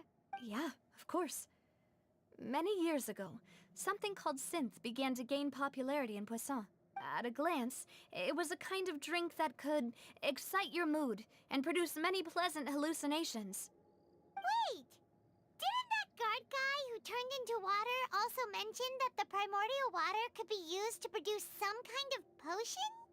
Yes, he did. Considering what we know now, it's almost certain that synth is created using water from the primordial sea. If you drink synth for an extended amount of time, you'll suffer many side effects, such as losing the ability to focus or control your emotions. And if you were to stop drinking it completely, you'll experience flashes of paranoia and anxiety while lacking energy to do anything. It's an extremely dangerous substance. As he oversaw Poisson, my father was compelled to put a stop to synth abuse and called for a complete ban of it. Boss's uncompromising attitude incurred the synth vendor's wrath, but no matter how much they threatened or bribed him, he refused to yield. Not only that, Boss became determined to find the mastermind behind the synth operation and put an end to the problem once and for all. Yes, but the enemy was very cunning. So he could never get anything out of the dealers, all of whom only sold the stuff and weren't privy to the rest of the operation. Recognizing that, my father decided to contact the dealers in secret and cultivate personal relationships with them. Finally, he was able to convince someone to become his informant. The man's name was Jacques. He felt greatly ashamed about his work after seeing many families destroyed by synth abuse. That night, my father hosted a banquet at his countryside estate. He planned to meet up and exchange information with Jacques over some food. But then, we heard 2 gunshots from the courtyard. We raced to the scene and found my father, still holding a gun, and Jacques, who was already dead on the ground. Huh? How did that happen? Aren't they on the same side? Sounds just like Lenny's case, doesn't it? In both cases, the culprit seemed obvious, but neither appeared to have any motive at all. Looking back on it, though, I now believe the most important clue was something we all overlooked at the time. There were pieces of clothing left at the scene. Precisely. It's all thanks to you that I made the connection now. Back then, we all just thought they were some costumes that Jacques used to disguise himself at the banquet. But, considering it now, it's almost certain that they belong to a third person at the scene. With one extra person, we'll also need to reconsider why the 2 shots were fired. You're right. We still don't know what happened. But my intuition tells me that we're on the right track to figuring it all out. I'm finally headed towards the truth. Jacques was an empathetic man who was infinitely remorseful for his past actions. It's unlikely that he turned on Boss with 0 warning. I think this third person is probably the key to the full truth. On that note, however, even though this will not please you, demoiselle, as your and your father's butler, I must still offer a word of warning. Our opponent is insidious and cruel. They are extremely difficult to deal with, and Boss has already lost his life trying to bring them to justice. Even though Spina de Rosula has lost most of its former glory, Poisson has welcomed a new time of peace, and we have been allowed to live out our lives. There is no need to follow your father's path. It would be both wise and in line with Boss's wishes to step back and give up on the case. If that's indeed what he wished for, then he should have told me that himself. Was I not the closest person to him? And yet, I was the one most kept in the dark. What was the point of him dying without sharing any of the secrets he knew? Did he manage to protect anything in the end? Synth is still here. Callus the Unfaithful is still his epithet. And Spina di Rosula is barely getting by. Nothing has changed. Did he think I'd just accept his meaningless death and live out my life just as meaninglessly? I've never accepted that. Ever. Not since that day, and certainly not now. I want to find out the real answer for everyone's sake. For the missing girls, for the victims, and for myself. Navia. This is indeed the best moment to act. Your partner appears to be quite reliable, and more importantly, Demoiselle, I think you're also ready to take this on. So you do know something else, Malus? Yes, I do. In fact, even before that banquet, Boss already knew of the connection between Synth and the serial disappearances case. But what drove all the tensions to the boiling point was the revelation that you, Demoiselle, had been selected as the next target to disappear. What?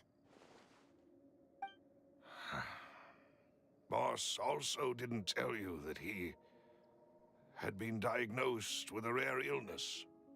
The doctors told him that he had no more than 5 years left to live. And the serial disappearances case caused him great anxiety. 5 years was nowhere near enough time to resolve this long-standing conflict. But once he passed away, all the danger would pass on to you. Knowing all of this, he decided to use one final intimidation tactic before his death. He claimed to have already gotten his hands on some key incriminating evidence for the other side, and even told some members of Spina di Rosula about the details. But as long as you remained safe, he would not share the evidence with the public. If something were to happen to you, then he and all those he told would immediately expose all they knew about Synth and the disappeared victims. Right, so nobody would be able to get off scot-free. As we've seen, Boss's tactic has worked. Even though Boss has been gone for a long time, the other side has not tried to take Demoiselle's life. No, I don't believe it. He never appeared to look sick to me. No father wants their daughter to see them weak and haggard, especially someone as proud as Boss. To him, dying in a duel and suffering lasting dishonor as the unfaithful was still far preferable than losing face in front of his daughter. So he chose to die in silence, so that he could protect me. I'm afraid you're not understanding this correctly, Demoiselle. What Boss wanted to hand to you was not a parasol, but a sword. If Boss's spirit could hear you telling me that you want to find the answer for the sake of everyone involved, I'm sure he'd be extremely proud. That fool. Couldn't he have just given it to me straight? No. He might have set up everything precisely because he never thought I'd be able to understand him. Is that the amount of confidence he had in me? And what if I was never able to make it to where I am now? Yeah. I suppose that's true. With the way he'd set things up, if I had wanted, I could have just lived out my life without a care in the world. But thankfully, he rarely talked to me about complex matters, and thus understood little of me as a person. In this case, he really didn't need to give me an easy way out. Malus, what was the key evidence that he shared with you? It's the location where Synth is produced. Essentially, it's the enemy's headquarters. When he was threatening the enemy, Boss didn't share the specifics of the incriminating evidence he found. But if you want to use it against the enemy, you'll still have to take several things into consideration. Why? If we know where the place is, can't we just go storming in? You mustn't forget that we're fighting against a mysterious and dangerous organization that's been in operation for decades. There's no telling what might be lying in wait at their headquarters. We also have no idea what kind of evidence we may be able to find inside, nor what people we may be able to capture. But a single visit to their headquarters would be tantamount to a formal declaration of war. The worst case would be that we leave empty-handed, but also open ourselves up to full retaliation. Then, in that case, why not work with the Fontaine authorities? Well, you saw one of them dissolve during Mr. Linney's case. We have no idea just how thoroughly they may have been infiltrated. Huh. That's true. Seems my father really had no choice. But things are different now. It should be a lot easier to prove the other side's guilt, now that we've connected Synth with the disappearances case. You sound like you've put a lot of thought into this, Maloose. I am the butler, after all. I live but to serve the boss and Demoiselle's will. I've always been willing to take on any kind of risk for your sake.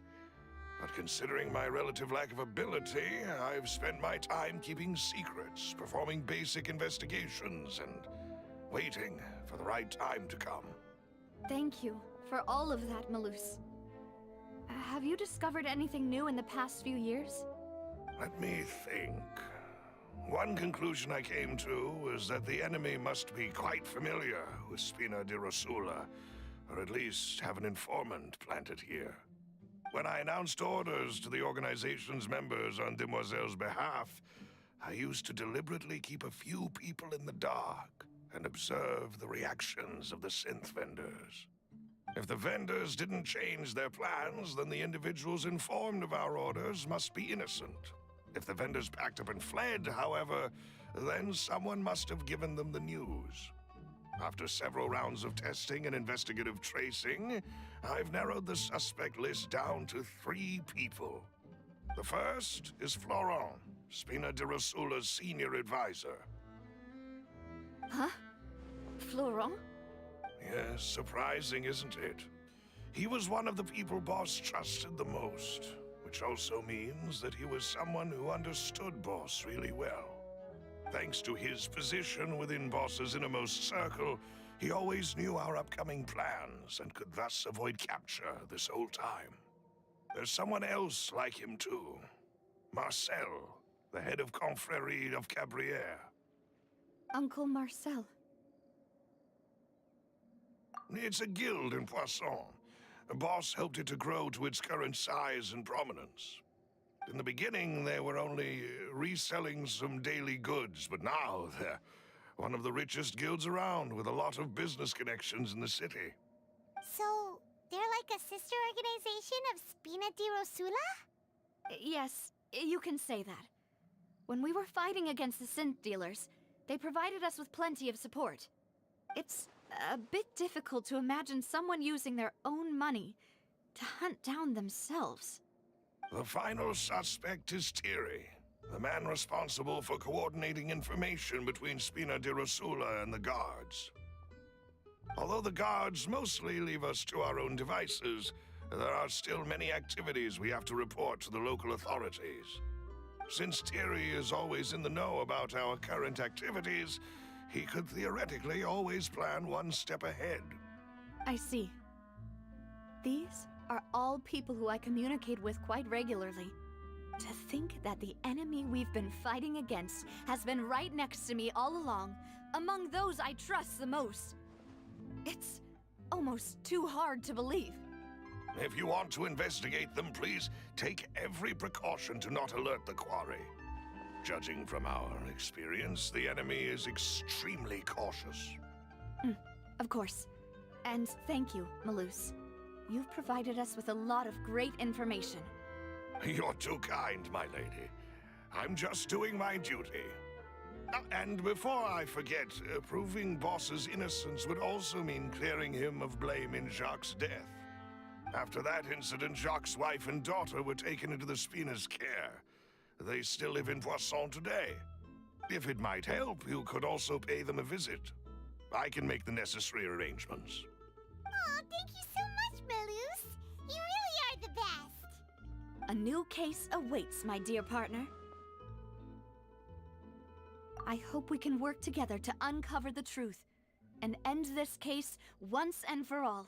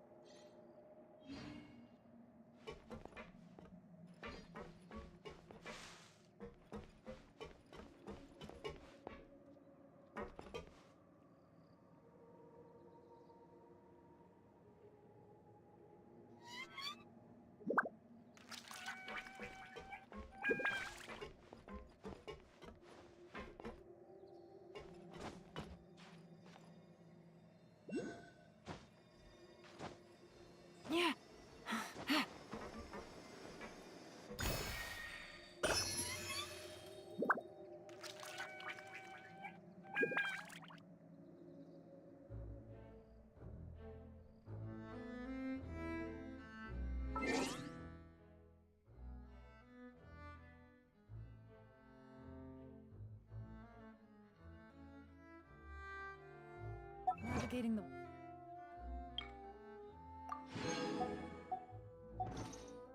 This is a whole lot easier with a few different identities to choose from.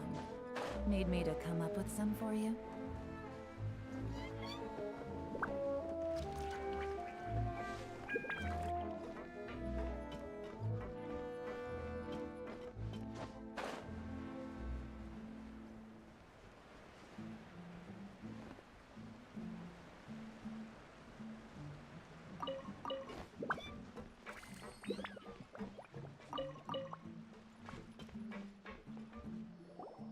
It is settled, then. Please excuse me, and enjoy your conversation at your leisure. Thank you for arranging everything for us, Malus. Excuse me, miss. Do you need anything from us? Hey, Navia's all quiet. This isn't like her at all. I'm sorry that I only came to visit after all this time. After what happened, I didn't know how I was supposed to face the two of you. Ah, if it's about that, there's no need to apologize. After my husband died, Spina di Rosula sent us a lot of mora and support. I understood your guilt and apology to be genuine. But aren't all of those things nothing compared to the loss of Jacques? I can understand the kind of pain that comes with losing a father so needlessly. You don't understand at all. I didn't know how to face you, because I didn't know what I could possibly bring as a consolation gift. I know only the full truth could bring closure to you. And to all of us. I'm sorry. I appreciate the sentiment, but you don't have to carry all that guilt. On the matter regarding my husband, my daughter and I have more or less found our answer already. Would you mind sharing it with me? I really can't believe that my father could ever bring himself to shoot Jacques. I always knew that my husband's money was earned through others' suffering. He told me countless times that if he could turn back the clock, he would never go into the synth business again. He had many regrets, and felt that he took the idea of providing for his family too literally. For the longest time, he thought Mora was everything. So when Mr. Callis came to him with a proposal, he accepted it almost immediately. He tried to be as careful as he could, but even so, he was still found out by the higher-ups. They found out about his betrayal? Papa didn't say that exactly, but Papa did tell me that I should never be ungrateful. Before he left that day, he told me that he had no choice. It was only later that I realized it was his final farewell to the two of us. I don't know that for sure, but you could say that's the conclusion I eventually came to. Which is why I'm the one who should feel guilty. Callis had always taken great care of us, both when he was still alive and after he passed away. Even if he fired the shot that killed my husband, it was likely in self-defense. It is impossible for me to hate him for what he had done. But Mama, why is Papa still the bad guy if he did the right thing? Papa always wanted to be a good man, so why did he have to do a bad thing in the end? Well, things aren't always as they seem. You still feel like your Papa was a good man, right? Yeah, Papa was a really good man. The best in the whole world. Then you should hold on to that. If a good man had to do a bad thing, then he must have had his reasons, regardless of whether he left you a parasol or a sword. He must have done so to give you a better life. Oh. Thank you for everything you've told me. I will definitely find the truth. The current state of things is not something I'm willing to just sit back and accept. Thank you. I'm very grateful to hear this from you. Even though your personality is quite different from your father's, your determination when you speak is really similar. You really think so? That's the first time anyone said that to me.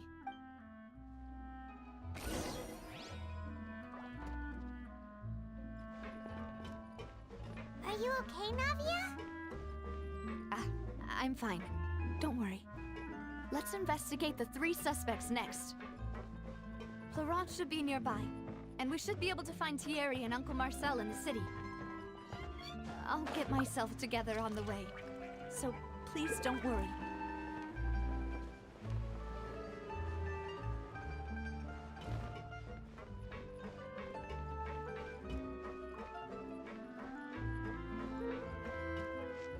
Take it easy.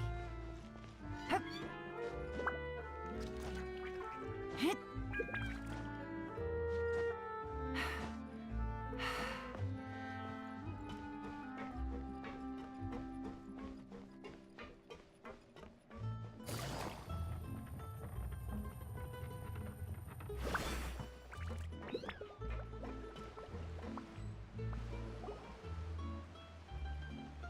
Greetings, boss.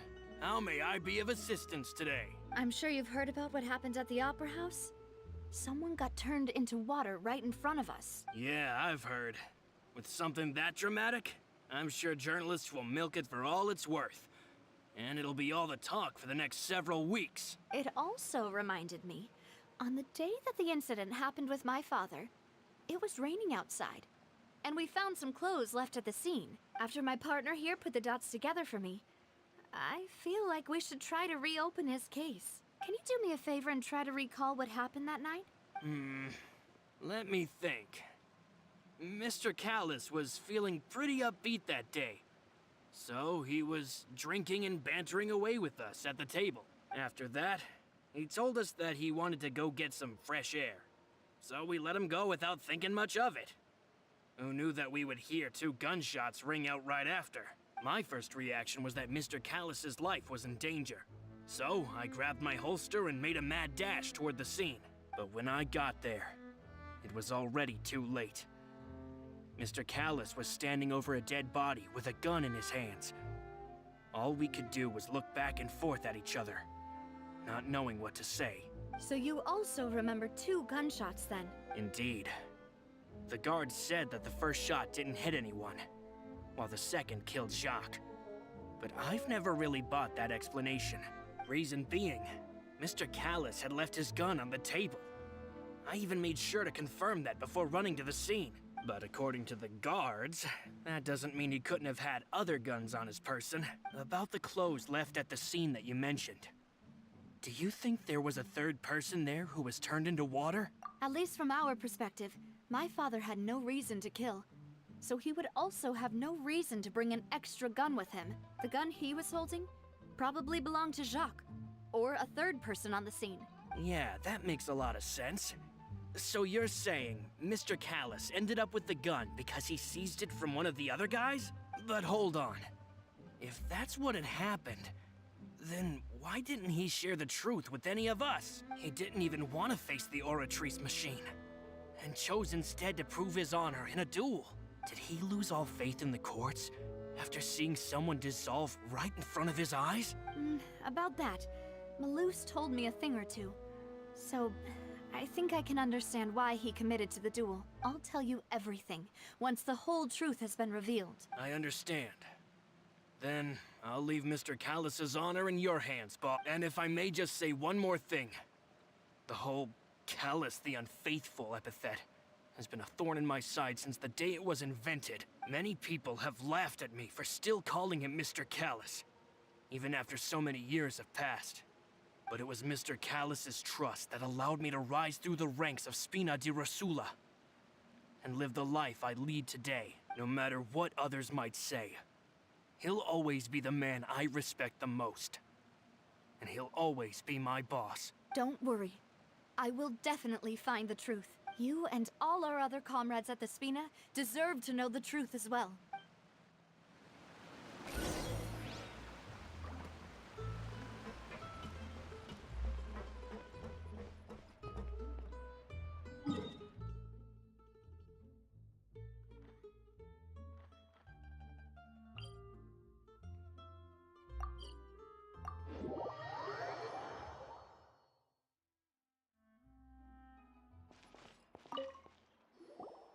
Hey, Thierry, it's me. Oh! Oh, so you've got news of that. Oh, okay. Hey, I'm also a member of the guards, you know. The way you... Are you sure there isn't a little bit of truth in that? Under normal circumstances, shouldn't you have been called back to the city already? I mean, where I work is really up to me. Let's just say I enjoy the ambiance of Poisson. Callus did a fantastic job running the town, building Spina di Rasula from the ground up and clearing many obstructions in my way. It would be next to impossible for me to find a similarly easy but high-paying job in the city. Anyway, enough chit-chat. Are these two friends of yours? You, here for some formal business? Yes. These two are my partners. What happened at the Opera House made us realize that Linny's case and my father's may be related. We're trying to reinvestigate the details of my father's old case. Ah, I get it. You think there might be more to the case now that we know people can be dissolved into water, right? I was also flabbergasted when I first heard of it. If you want to go through the original files from your father's case, I can help you look for them. That'd be much appreciated. Thank you. Actually, I have another question. Do you have the authority to dispatch Gardamex? Of course. Without them, I couldn't possibly handle Poisson on my own. Why do you ask? We definitely can't use them to forcefully get more evidence for your father's case. Well, you see, just recently, we were attacked by a horde of unnumbered Gardamex in the city. So, if you hypothetically wanted to do something against me, all you would need to do was get rid of the mecha serial numbers and send them after me. Then you think too highly of my abilities. Dispatching mecha is very different from controlling them. If I had to make an analogy, when you order a dish, the chef will make it for you. You can ask the chef to cook, but not to massage your shoulders or carry your baggage. If you try to make unreasonable demands, the chef would just think you're out of your mind and ignore you completely. The same goes for me and my Gardamex. Removing a serial number is also not as easy as you might think. There are a lot of complex steps to it, and it's almost impossible to keep it a secret. So I can promise you, those mecha were definitely private units. They're certainly not cheap. So whoever their owner is must be super rich, powerful, or both.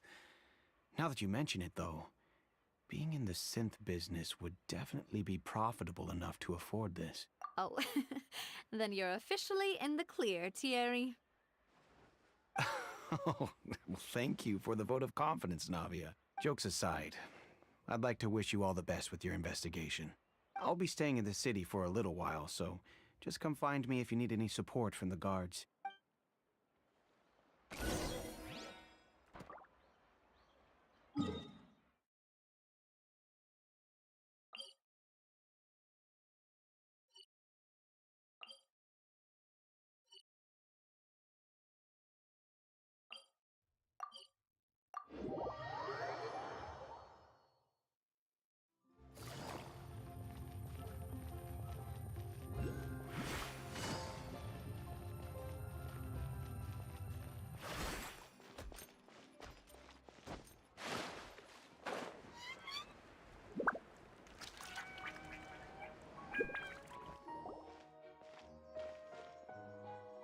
Hello.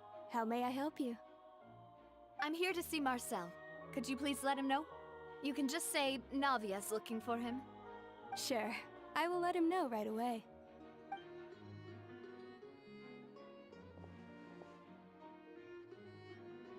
Ah, Navia, hello. Sorry to keep you waiting. I'm not as young as I used to be, so my legs are giving out a bit. Oh, it's all right, Uncle Marcel. There's no need to stress. I just wanted to talk to you briefly about what happened in the Opera House. I'm sure you saw everything too, right? Yes, I've never seen anything so strange. Oh, you were at the Opera House too? That's right. I went there with Navia to see the magic show. Who knew it would turn into a whole murder mystery? I also witnessed your marvelous sleuthing work. Quite impressive. To beat the Hydro Archon at her own game on her own turf, I can already imagine everyone in Fontaine discussing your exploits over a few glasses of wine. Oh, Paimon doesn't want to become the talk of drunkards. Apologies. It's just how Fontaine is as a nation. Everyone loves drama and theatrics. Uncle Marcel, you've also noticed that other thing, right? The fact that humans can dissolve in water? Yes, I was reminded of your father's case right away. Is that what you're investigating now? Exactly. I still don't have much solid proof, but I can sense that the other side has already begun to act. Oh, and what makes you say that? We were attacked on Araneus by some unnumbered Gardamex. And there was also an attempt to get me to drink water from the primordial sea. If not for the vigilance of my partner, I probably wouldn't even be here talking to you right now. Oh, you're giving us too much credit. Wasn't it you who protected us? Alas, it seems things are heating up again.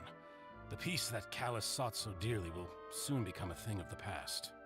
But rest assured, Navia, Poisson will always remain a safe haven for you. If you're scared, you can always return there.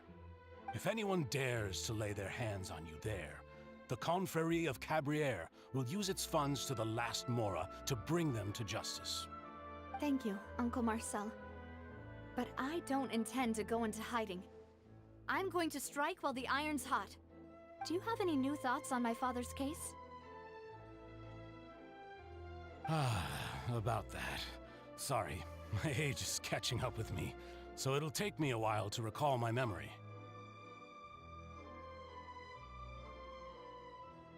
The Confrérie was responsible for that banquet, so I was out and about the whole time making sure things were running smoothly. I didn't even have the time to drink with the guests. Then I heard the sound of a gunshot, and the rest was history. Oh, it's okay. No need to push yourself. We'll ask around some more, see if there are any valuable clues elsewhere. Sounds good. Just let me know if you ever need Mora. All my wealth comes from Callus's patronage and support. I'll spend however much it takes to clear his name.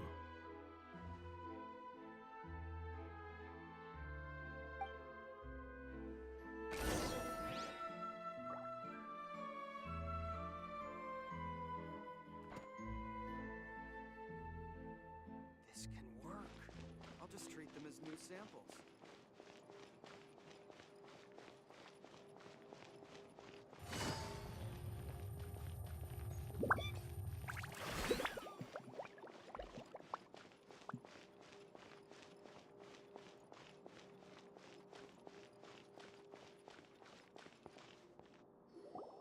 We've talked to all three suspects, purely based on their conversations with me. None of them sounded particularly suspicious. I suppose that's to be expected, though. If a single conversation's all that's needed to find them out, then my father wouldn't have needed to investigate the case for so many years. Anyway, even though we didn't make a breakthrough, let's still compile what we were able to find. But where should we start?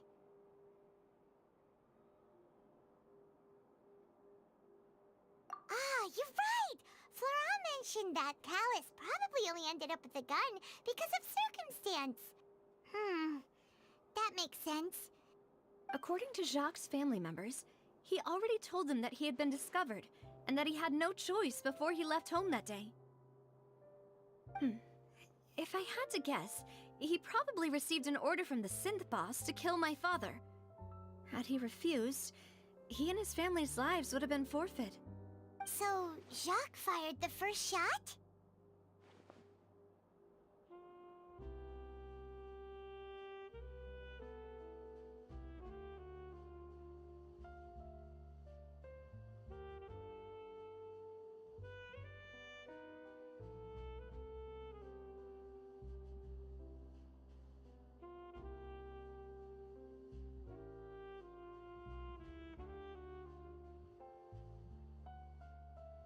Oh? And why is that? Ooh, that's a good point. Jacques probably already knew that he was just being used as a tool for murder. And once he had completed his mission, he'd be of no more use to his boss. Huh. So, what would make more sense from his perspective would be to turn his back on the Order and seek protection from my father.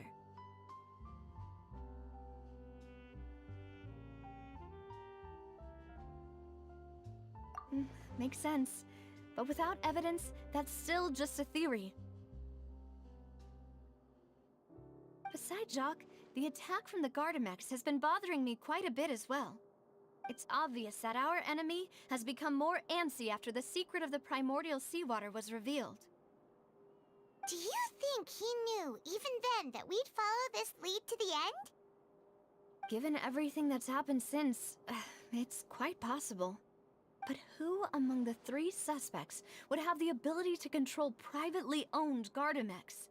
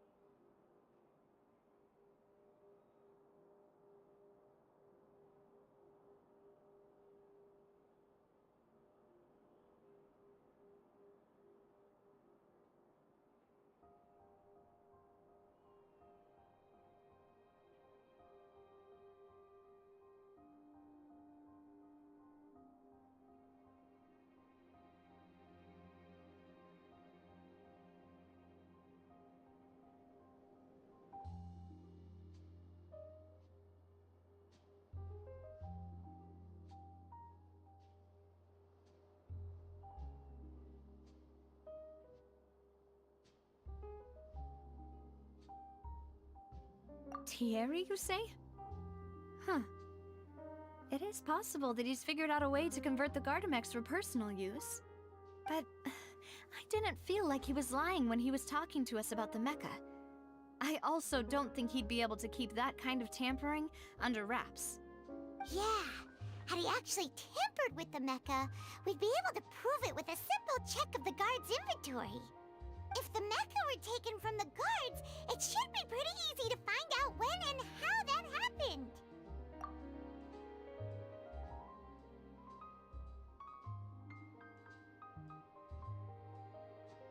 Uncle Marcel? My father did really trust him. And they worked together on a large number of projects. Maybe that's how he got to know Jacques. And with funds from the Confrérie, he could also afford a large number of Gardamex. It's still really hard for me to imagine, though. After all, Uncle Marcel has been around since I was just a child. Also, wouldn't this mean he has been spending a whole lot of mora and energy to fight his own synth business?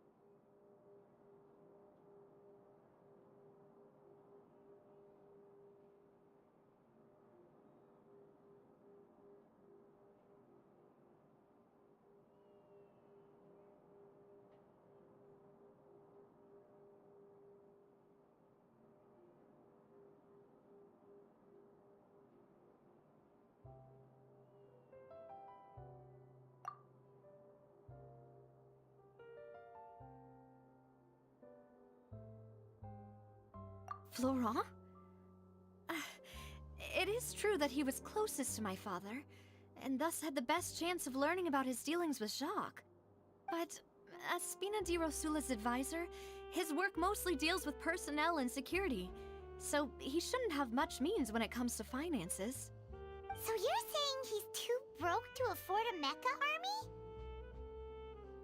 Exactly. He can't.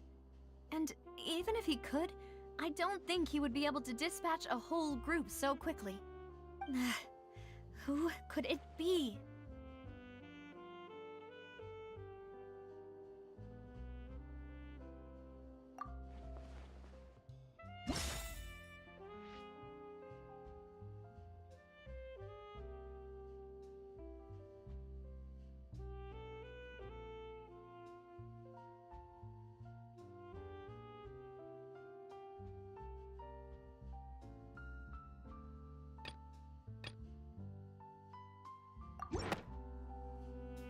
You know, if you think everything through, Uncle Marcel is indeed the most suspicious of them all. Could we be missing other suspects? Malus didn't know about the people turning into water thing when he narrowed it down to these three, did he?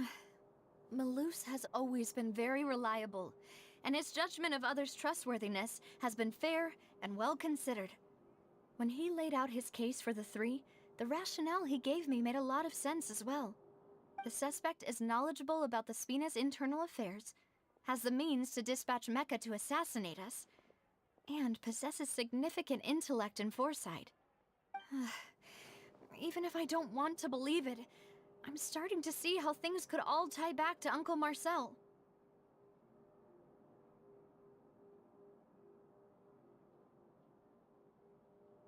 Well, we still have another trump card on top of all the theorizing and speculating.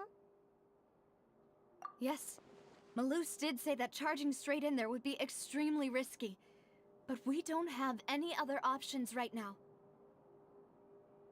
We need far more solid proof before we can hope to go charging in on our enemy. Navia, here you are. Oh, I've been looking for you. Huh? Aren't you the guy from the guards? Did something happen? Yeah. News came from Irenaeus just after you left.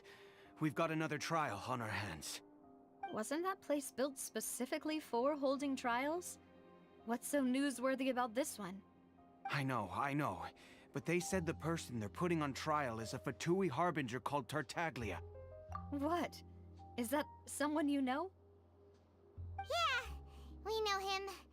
Maybe even a little too well.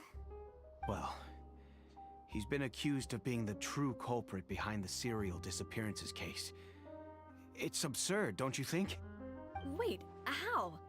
None of our investigations have had anything to do with him. That's what I thought was strange about it, so I came to tell you the news right away. If the charge against him stands, then it'll be next to impossible to get the guards to support any of our planned investigations. Right, because they'll think they've already found the culprit. Yeah, and it'll be a lot harder then to clear Mr. Callus's name. I understand. Well, partner, what do you think we should do? We still haven't found any conclusive evidence. Huh? Split up? What do you mean? Since this is a trial about the serial disappearances case, the culprit's attention will be focused on Irenaeus, leaving his home base wide open. You're right. This is our best opportunity. All right then, let's do this. I'll stall them at the Opera House and charge Marcel as the true culprit. I won't have any chance of making that charge stick, though, unless we find more evidence. It'll be up to you to make it back in time and hand the decisive evidence to me. We'll help you, just like you helped us in Linny's trial. Demoiselle, please allow us to accompany you. I'm ready. Ah, Malus, Silver. When did you two get here? We heard that you'll be leaving Poisson and figured that you might require our assistance. It's our hope that your confidence will be bolstered with the two of us by your side. Thank you so much. Then, let's make haste for Arrhenius. Paimon, Traveler, I'll see you at the Opera House. See you then!